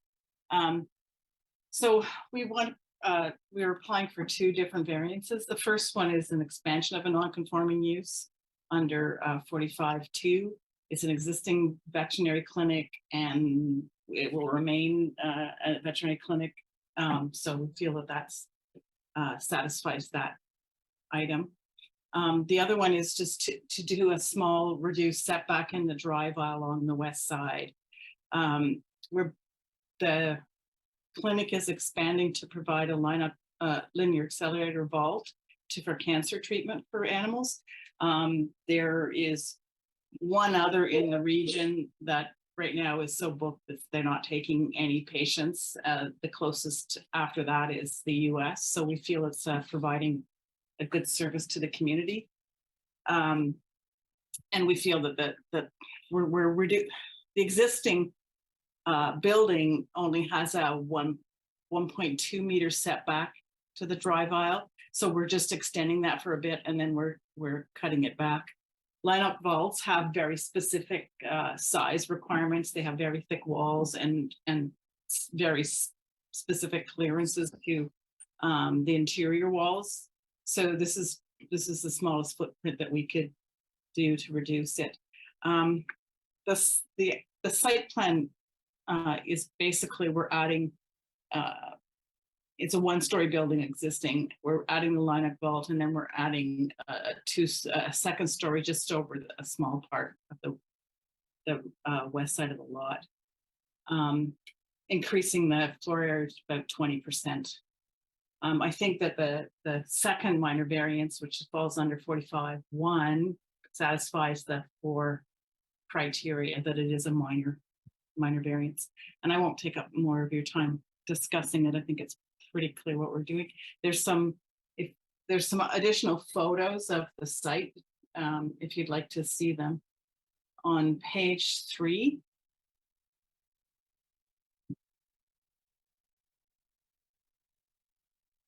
That shows the west side and the area that we're going to build. The grass areas where we're planning to build the lineup vault.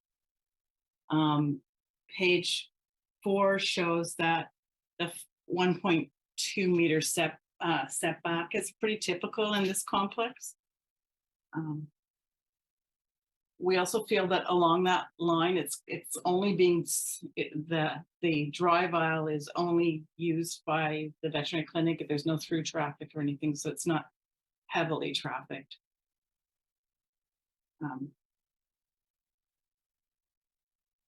The buildings that are around it tend to be either office or they're sort of more industrial to the west.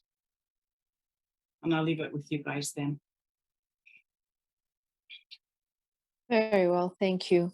Are there any questions or items of clarifications of Ms. Yates at this time? Okay, I see none. Mr. Clarino, have all your questions been answered, or do you still want to address the committee and have concerns?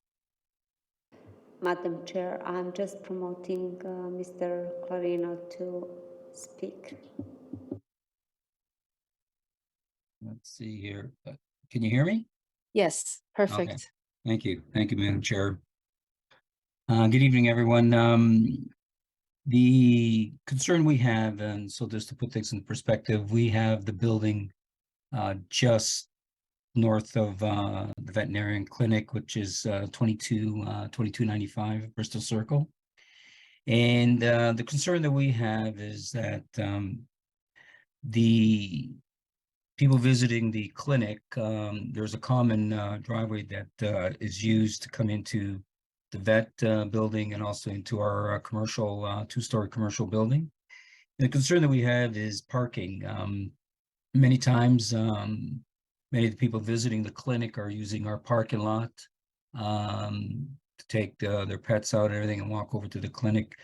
And one is to assume that there is not enough parking currently at the clinic, and therefore they're now going into our parking lot. And so our concern is with this expansion and with potentially, it sounds like more people coming to the clinic will now be parking their vehicles now on our property, which of course is it's a private property. And so I don't know how this is going to be addressed. I'm not going to sure how the impact is going to be if things are getting busy at the other places and they're coming here. That would be extremely unfair to our tenants at our building that are coming to see their whether it's their doctor, their financial advisor, and other tenants we have in that building, taking away parking spaces from them that are coming to our building if people from the clinic are taking spots on our site there. So that is a big concern for us. Mr. Clarino, are the parking joint use or are they clearly marked? They're all clearly marked, all the parking stalls. With respect to which businesses can use them, correct? Correct. Okay, so you So are 20 at the liberty at calling a parking enforcement at that stage in time, right? Well, the thing is, what happens most of the time is when the clients or the customers are visiting the clinic, we don't know until we see them later on leaving the clinic to go to their car with their pets, and they get into their car on our property. Not all the time do we see people coming out of the car with their pets and going over to the clinic. So it's not like we're monitoring the parking. I don't have a security guard there. I don't have people monitoring who's coming and going to our building and to the vet building. But I know most of the people that come to our buildings are parking their cars and going to see who they're going to see in our buildings. But we do see clients leaving the clinic or the veterinarian clinic, walking over to our parking lot with their pet and getting in their car. So by that time, parking enforcement is not going to be, sufficient enough to control that. Okay, well, I'll have Ms. Yates comment on your concerns, but from our perspective, they're not requesting a variance for parking. They're not decreasing the amount of parking that is already there. They're just extending a little into the driveway, and that driveway is, from what I saw in the pictures, is not joint with you, correct? That's on the other side. Well, I mean, it's a Yeah. common driveway to come into the property or into the facilities, which is our building, which is 2295, and theirs is 2285. So you can see the traffic. A car can easily come in. There's no barriers there. There's no nothing. So a car could easily come in, go to the left or go to the right. And in a lot of cases, a lot of the people that are visiting the vet, if there's no parking on the vet side, they're using our facilities. Now, with this this variance they're applying, adding that second story, and potentially more and more people are coming, and if there's no parking at the vet parking lot, they're going to come now and take our parking spots that are really for our tenants. No, and I understand your concern. I'm just merely highlighting that there is no variance before us to decrease the number of parking spots. So there's nothing from our perspective that we can do with respect to that. But maybe town staff has another additional information to share with you. Mr. Musaev, would you like to comment? Yes, Madam Chair. There is currently a site plan under review as well for this development, for the addition, and parking will be looked at through the site plan process. Perfect. Thank you very much. And Mr. Clarino will be able to voice his concerns at that time, or? Madam Chair, parking, for parking, we will ensure that parking meets the parking requirement. And if it does not, then the applicant will have to request a variance for that as well. Okay, so that addresses Mr. Clarino's concerns. Ms. Yates, I'll leave the floor up to you to further comment should you choose to. A couple of things. One is that we are meeting the parking requirements, the zoning parking requirements. I understand that the lines for someone coming to the site aren't very clear between what the veterinary clinic property is and your property, so that probably leads to some confusion. Mostly what we're doing is adding different types of treatment spaces. So I don't foresee a huge increase in parking in people coming to the site frequently. You know, the people that are coming to the site are getting examinations, but we're expanding to provide treatment space, which is not really a high occupancy space. That's probably all I need to say. Any further questions or items of clarification of Ms. Yates or Mr. Clarino at this time from the committee members? Okay, I see none. Then we're ready to take the matter into committee. Who would like to move a motion?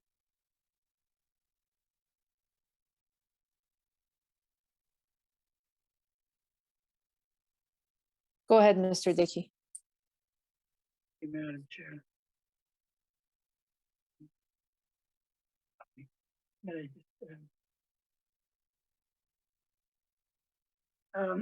Sorry. Based on my review of the owner's application, these site plans and building elevations, they weren't there. In my site visit, together with the presentation by the owner's agent and the comments from the neighbor, it is my opinion that the variance is minor in nature and conforms to the tests under the Planning Act. And I'd like to put forth a motion that the application as applied for be approved, subject to the condition that the addition be constructed in general accordance with final approved site plan and elevation drawings to the satisfaction of the Director of Planning, and that the approval expires 2 years from the date of the decision. The building permit has not been issued for the proposed construction.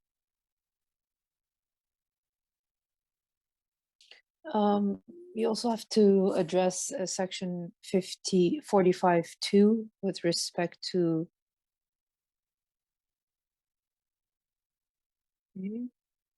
Also, we note that in the staff's opinion, the proposed enlargement of the existing legal non-conforming veterinary clinic use does not cause any negative and adverse impacts on the adjacent and surrounding properties and is desirable for the appropriate development of the subject property. Thank you, Mr. Dick. Any what's the word I'm using? Discussion on this recommendation. Okay, I see none. All those in support? Okay, the application has been approved, none opposed. Thank you, everyone, for your submission. Have a good night. Thank you very much, Madam Chair and Committee. Thank you.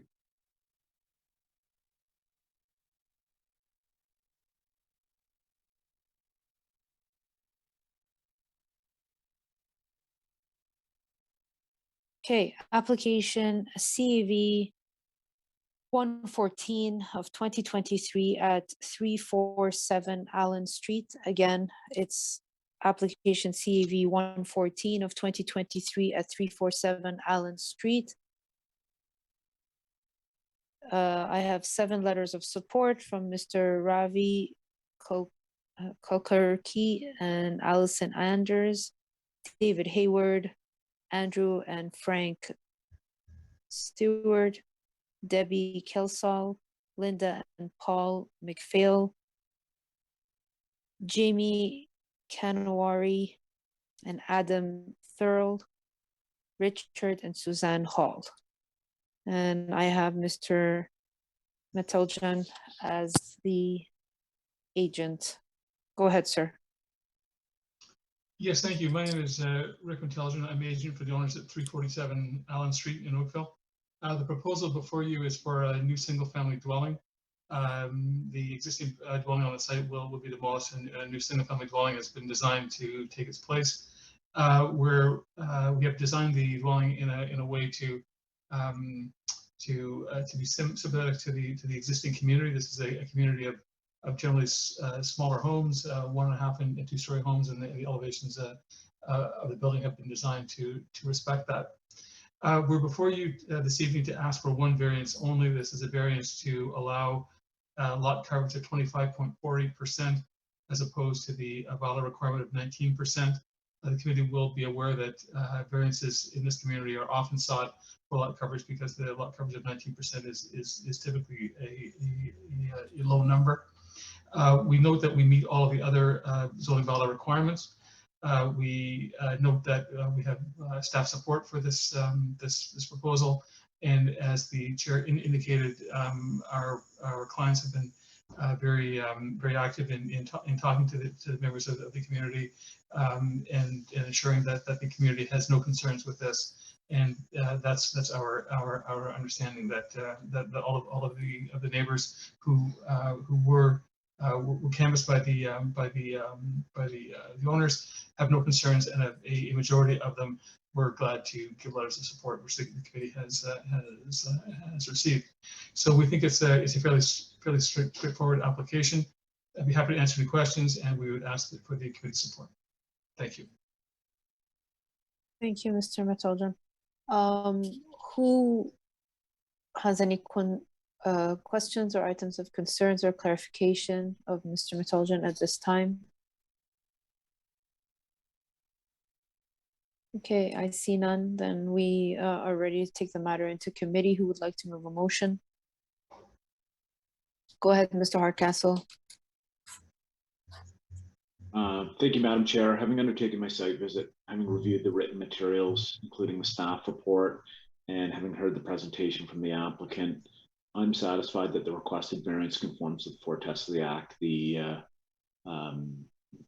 The requested coverage variance will have minimal to no impacts upon the adjacent community and will be consistent with the existing development patterns in the area.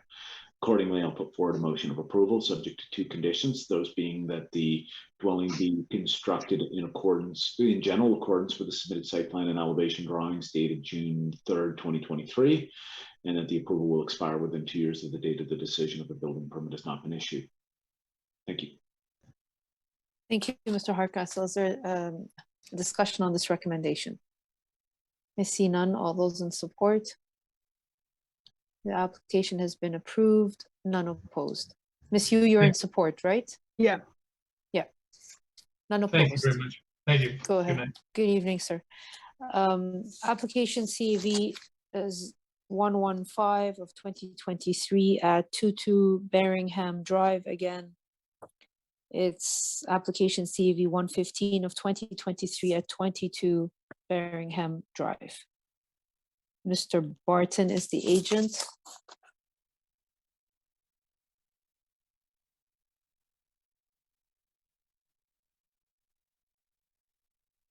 And I have 2 letters of support from Ms. Jennifer Gilligan and a Mr.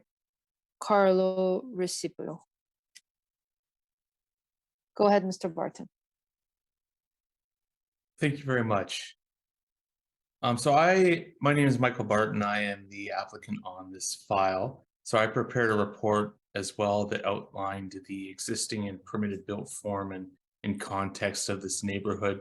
So this is an application to permit a portion of a driveway in front of the existing house at 22 Berringham Drive to exceed 9 meters in width. So the requested width will be located in front of the attached garage and then the front face of the dwelling, and then it tapers down within the interior of the property before reaching the property line. So the driveway the width that's requested through this variance includes a portion that's in front of the garage, and then there is a hardscaped walkway area that runs along the front of the dwelling. So this is considered to be part of the driveway width. There will also be a significant soft landscaped area between this hardscape portion and Berringham Drive. So this is effectively an extension of a hammerhead type driveway that terminates in front of the dwelling and does not extend down to the street to become a circular driveway. We have provided a storm drainage and grading plan in conjunction with a storm drainage report that demonstrates that stormwater can be appropriately accommodated through this proposal. So in addition to providing access to the garage and the surface parking, this widened area also allows for turnaround of vehicles in order to enter Berringham from a forward direction as opposed to backing onto the street. There are no existing trees or natural features that are going to be removed as part of this proposal. In my opinion, the proposed walkway and landscaped area will enhance the relationship of the property to the public realm, in addition to providing convenient access to the street. So I had identified in my report at least 10 properties in the immediate neighborhood that included circular driveways or hammerhead style driveways that include an extension along the front of the dwelling. Staff confirmed this in their staff report as well.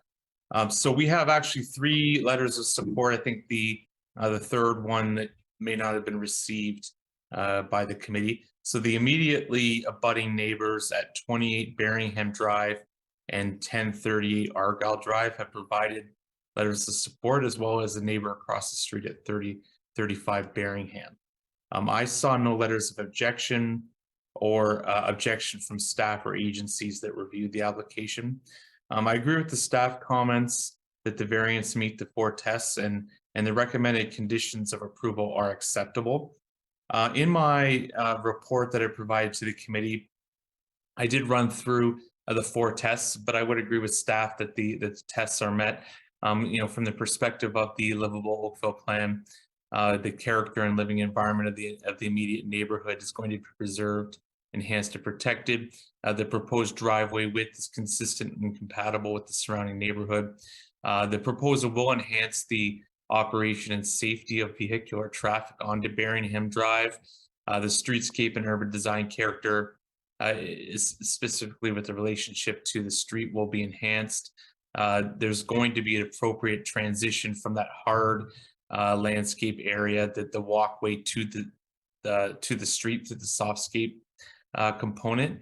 And as we noted, as I noted, there is a grading and drainage review that has confirmed that there will be no concerns from that perspective. From the perspective of the bylaw, The maximum driveway width is only for a portion of the driveway. It's going to taper down as it moves towards the street. And again, there are several driveways within this immediate neighborhood context that have similar character. Again, so my opinion is that this is going to facilitate construction of a driveway that is consistent and compatible with the character of the surrounding neighborhood and will enhance the existing land use and built form character on the property. This is going to be minor in nature from my perspective and also desirable. It's going to enhance the owner's use of the property as well as the overall interface of this property with the public realm. So from that perspective, I welcome any questions or that the committee has.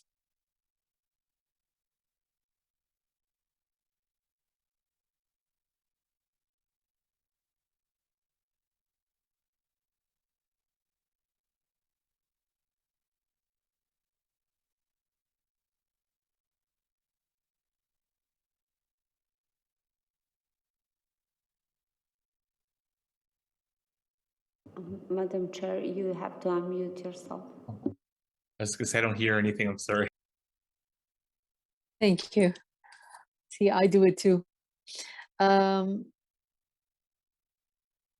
there any items of clarification or comments to be directed to Mr. Barton? Go ahead, Mr. Talowski. Thank you, Madam Chair. Question for either Mr. Barton or Mr. Riaz. The proposed conditions include a building permit being issued. Do you actually need a building permit for this or just a site alteration permit?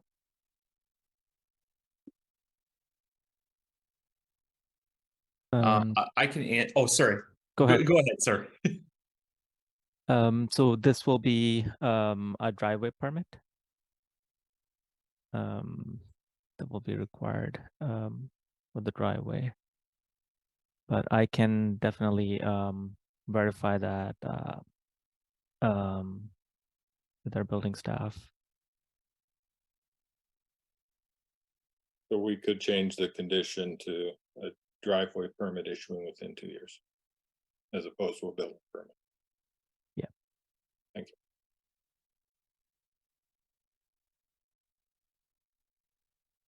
Any further comments or items of clarification? Okay, I see none. Who would like to move a motion? We'll take the matter into committee. Go ahead, Mr. Talowski. Thank you, Madam Chair. Having walked this entire street, there's absolutely no doubt that this proposal is completely consistent with almost every house on the street with respect to extended driveways.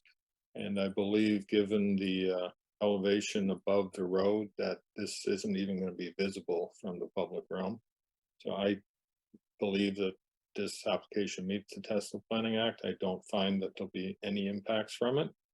I would move approval of the application as applied for, subject to the proposed driveway being in general accordance with the plan submitted.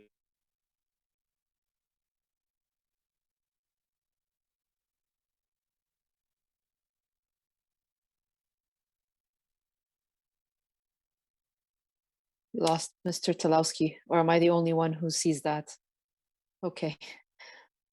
Dated We'll March wait for 8th, him to- 2021, and that the Mr. Talowski, we lost you. You're gonna have to repeat it. You cut off and yeah. You stopped the general accordance with the submitted, and then you can Okay. continue from there. Okay, so again, moving approval of the application as applied for, finding it meets the test of the Planning Act.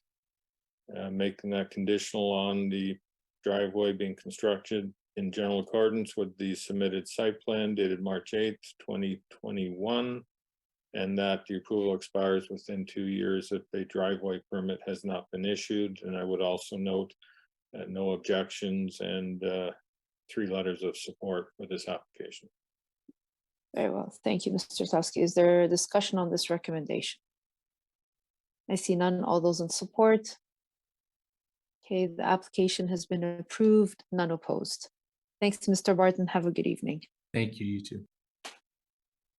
Application CAV 063 of 2023 deferred from May the 17th of 2023 at 398 Tennyson Drive. Again, this is CAV 63 of 2023 at 398 Tennyson Drive. I have Mr. or Mrs. Dean Lee as the agent. Correction, Mr. Michael Starr will be joining. Okay.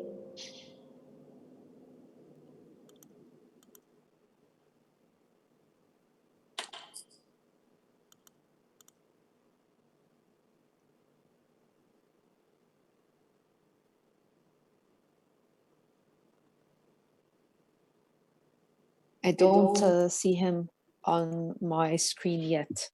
Madam Chair, yeah, I'm trying to promote him. Just a second, please. Okay.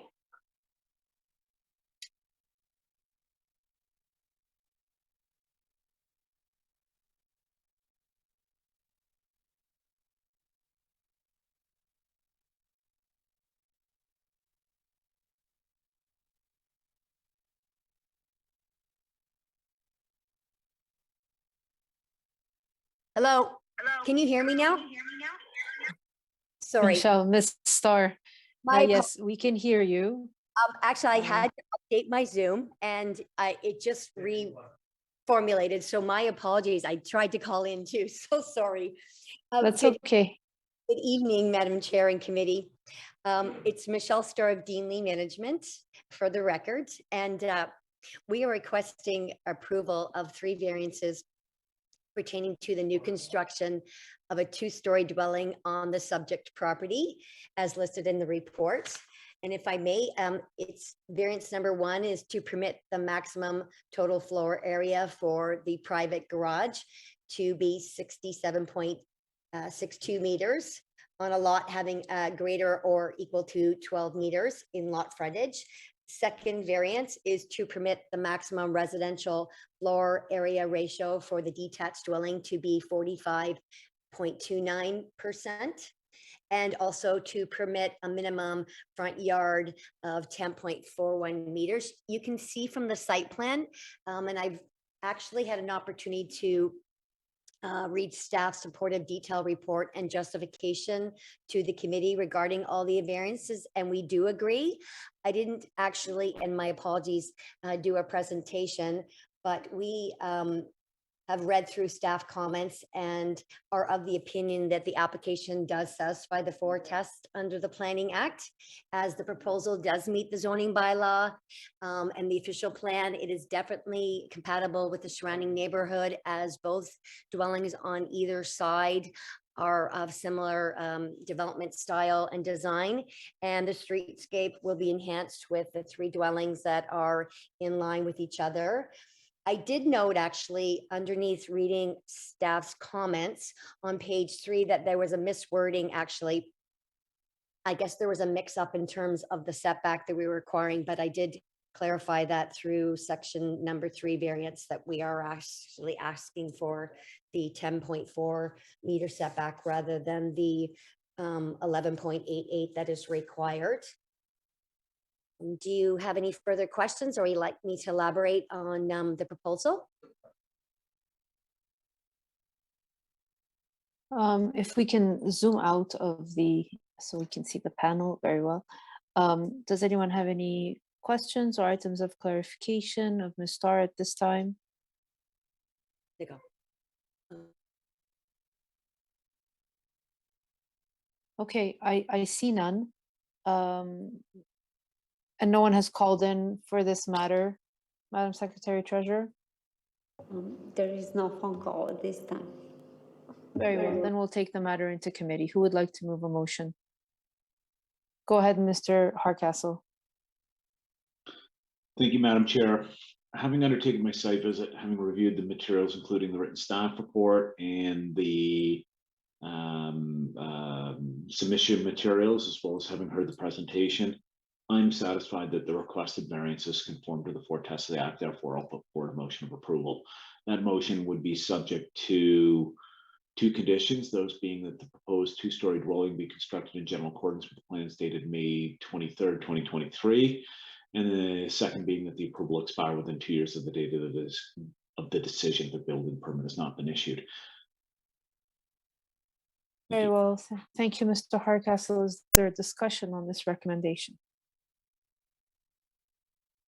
I see none. All those in support? Okay. The application has been approved, none opposed. Thank you, Ms. Starr. Thank you very much. Have a good evening, everyone. Good evening. What the?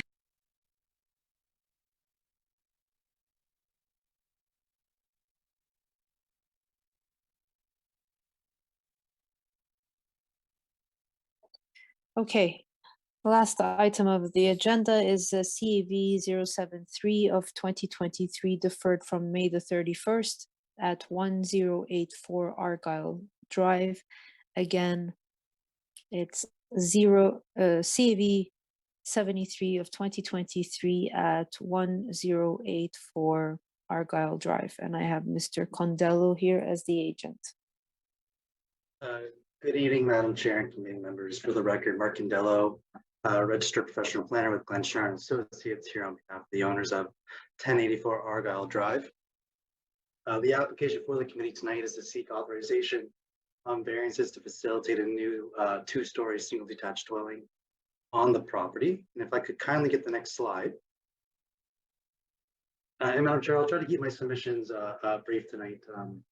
The property is located on Argyle Drive and is situated between Brentwood Road and Alexander Drive. It backs onto Lake Ontario.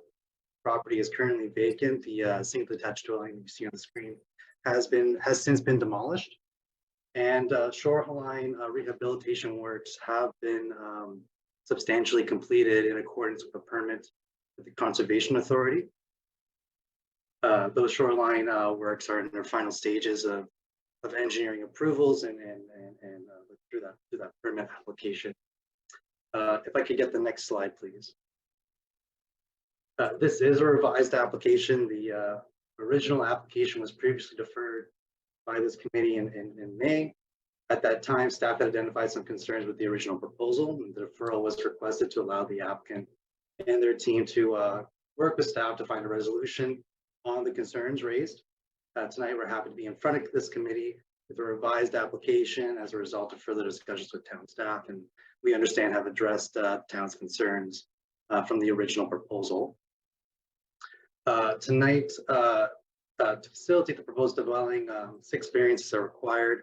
Those variances speak to a maximum coverage of a circular driveway, a minimum westerly interior lot side yard, a maximum RFA, an increase in the maximum RFA, to permit a increase or a decrease to the minimum front yard setback requirement, and maximum height requirements for the overall dwelling, and an accessory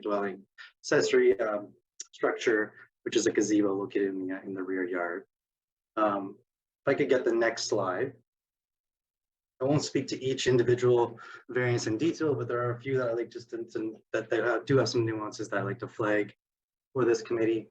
With regards to the setback to the westerly side yard, but on the screen, based on the orientation, that's that north property line. Earlier in this year, a consent application was approved by this committee to facilitate the lot line adjustment to rectify an inadvertent merger of a previous conveyed parcel between 1074 Argyle, the property to the north on the screen, and 1084 Argyle, the subject property. The minimum setback of 2.83 meters is to the new property line and is reflected at the nearest pinch point between the two properties. It is my opinion that the proposed minimum setback maintains an adequate separation between the proposed dwelling and the new property line in the existing dwelling at 1074 Argyle.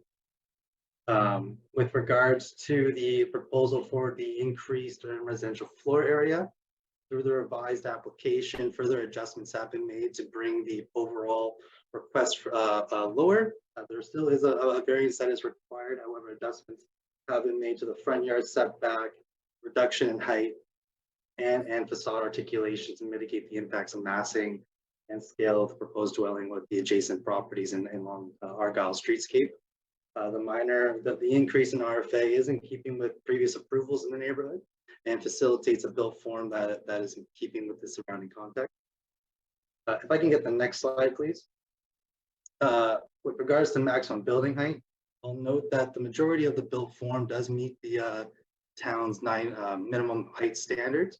The increase is to reflect architectural projections as well as a chimney that projects into the maximum height allowance.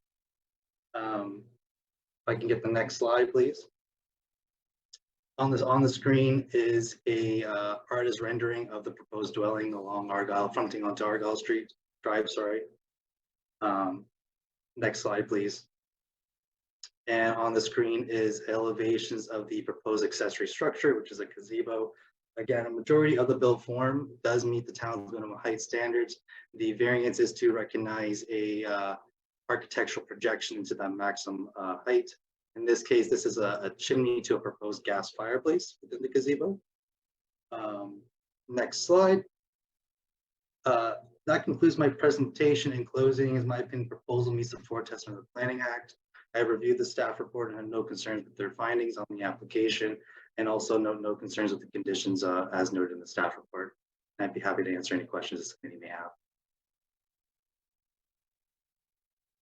Okay. Very well. Any questions or items of clarifications of Mr. Condello at this time?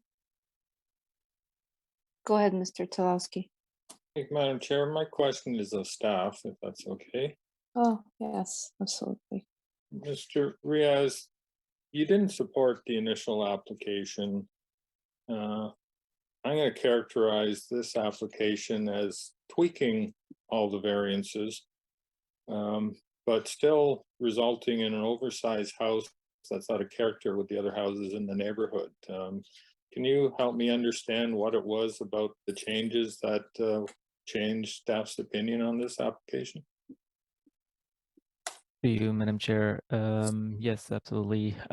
So initially, staff had objected to 3 variances, which were for residential floor area, front yard, and height. The staff did not object to coverage for circular driveway, interior side yard, dwelling depth, and the maximum height of accessory building.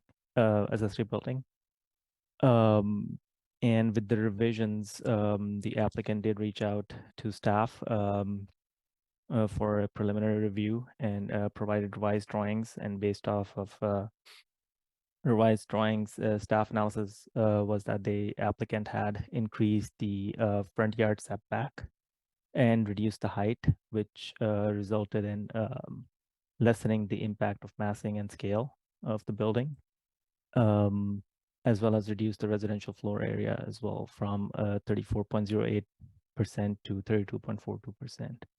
So based on these findings, staff determined that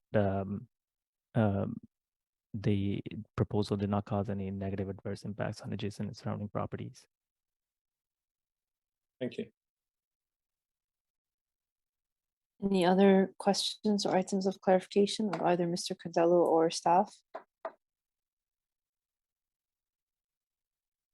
Okay, I see none. We have no calls, correct, Madam Secretary Treasurer, with respect to this application? There is no phone calls at this time. Very well, then we'll take the matter into committee. Who would like to move a motion?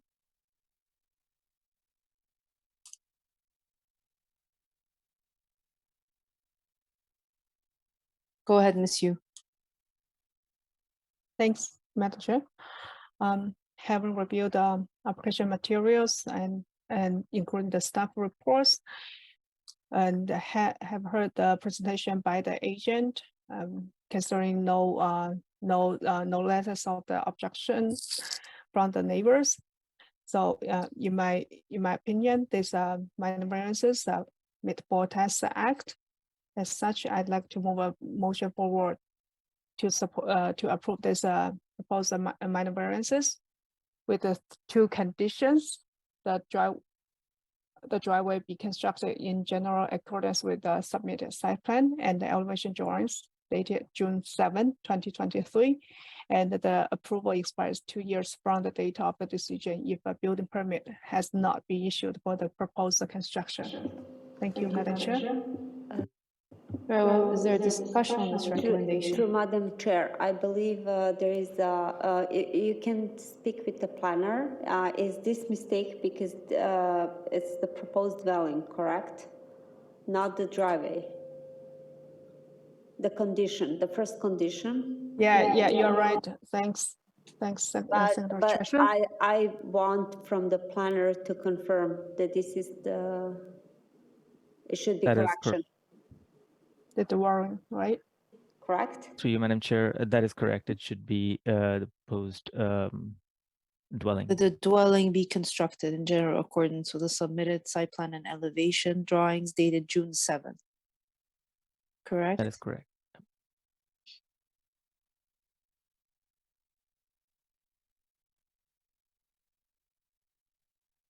Okay, go ahead, Ms. Yu. Yeah, so I want to update the condition.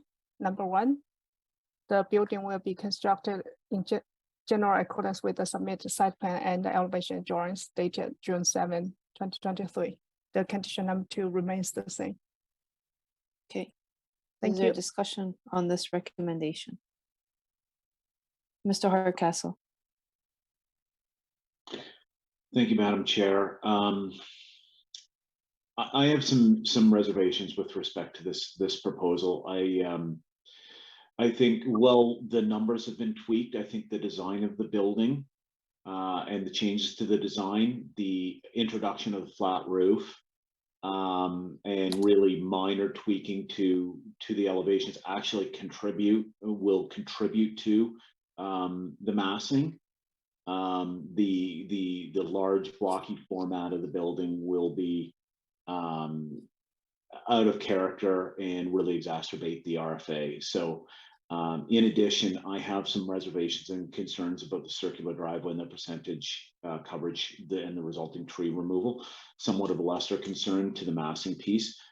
Accordingly, I don't think I'm going to be able to support this motion. Thank you, Mr. Hardcastle. Any further comments? Mr. Talowski.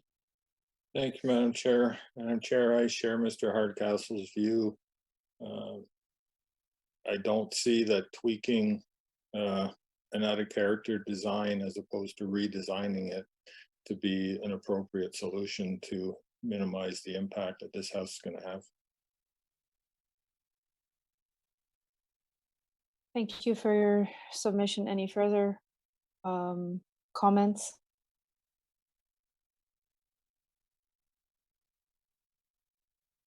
Okay.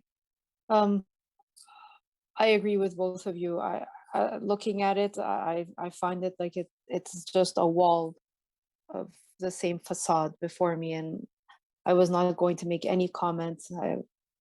But given that it has been raised, I will agree with that sentiment. There has not been any breakdown in the roof line to mitigate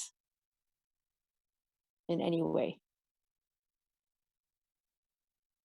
So the motion before us that stands is to approve as submitted, given the 2 conditions that Ms. Yu has already read into record. All those in support of this application? Ms. Yu. All those opposed? And the application has been denied. Actually, through Madam Chair, you need to move the motion to denied now. Oh, I apologize. It's the end of the night. No I problem. apologize. No problem. Okay, so the first motion was to approve. The vote was 4-1 against. So that motion has failed. Now we need another motion to be presented. Who would like to take that motion? and it cannot be misused. Go ahead, Mr. Hardcastle. Thank you, Madam Chair. Having undertaken my site visit, having reviewed the materials,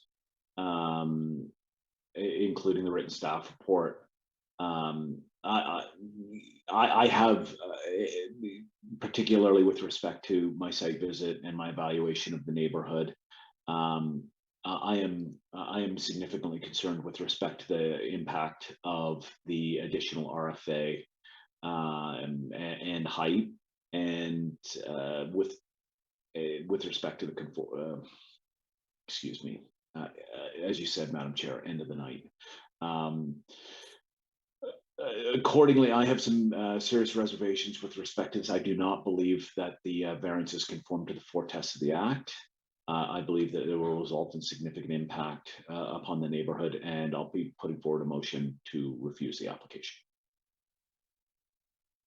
Okay, thank you, Mr. Hardcastle. Is there a discussion on this recommendation or any further comments? Okay, Mr. Condello, I do see your hand up, but against the bylaw, I will not be able to allow you to speak. We are already in committee. We have motions on the table, and while I understand your predicament, I'm sorry, but the bylaw, the order of conduct stands. The motion is to deny the application. All those in support? Okay, all those opposed? Okay, the motion to deny the application has been carried. I'm sorry, but your application has been denied. And while we do recognize that you did work with town, and we do like to see that, it's still within our purview as a committee to have those discussions and see what we think is fit, given our evaluation of the 4 tests. Understood. So with that, I will say good night.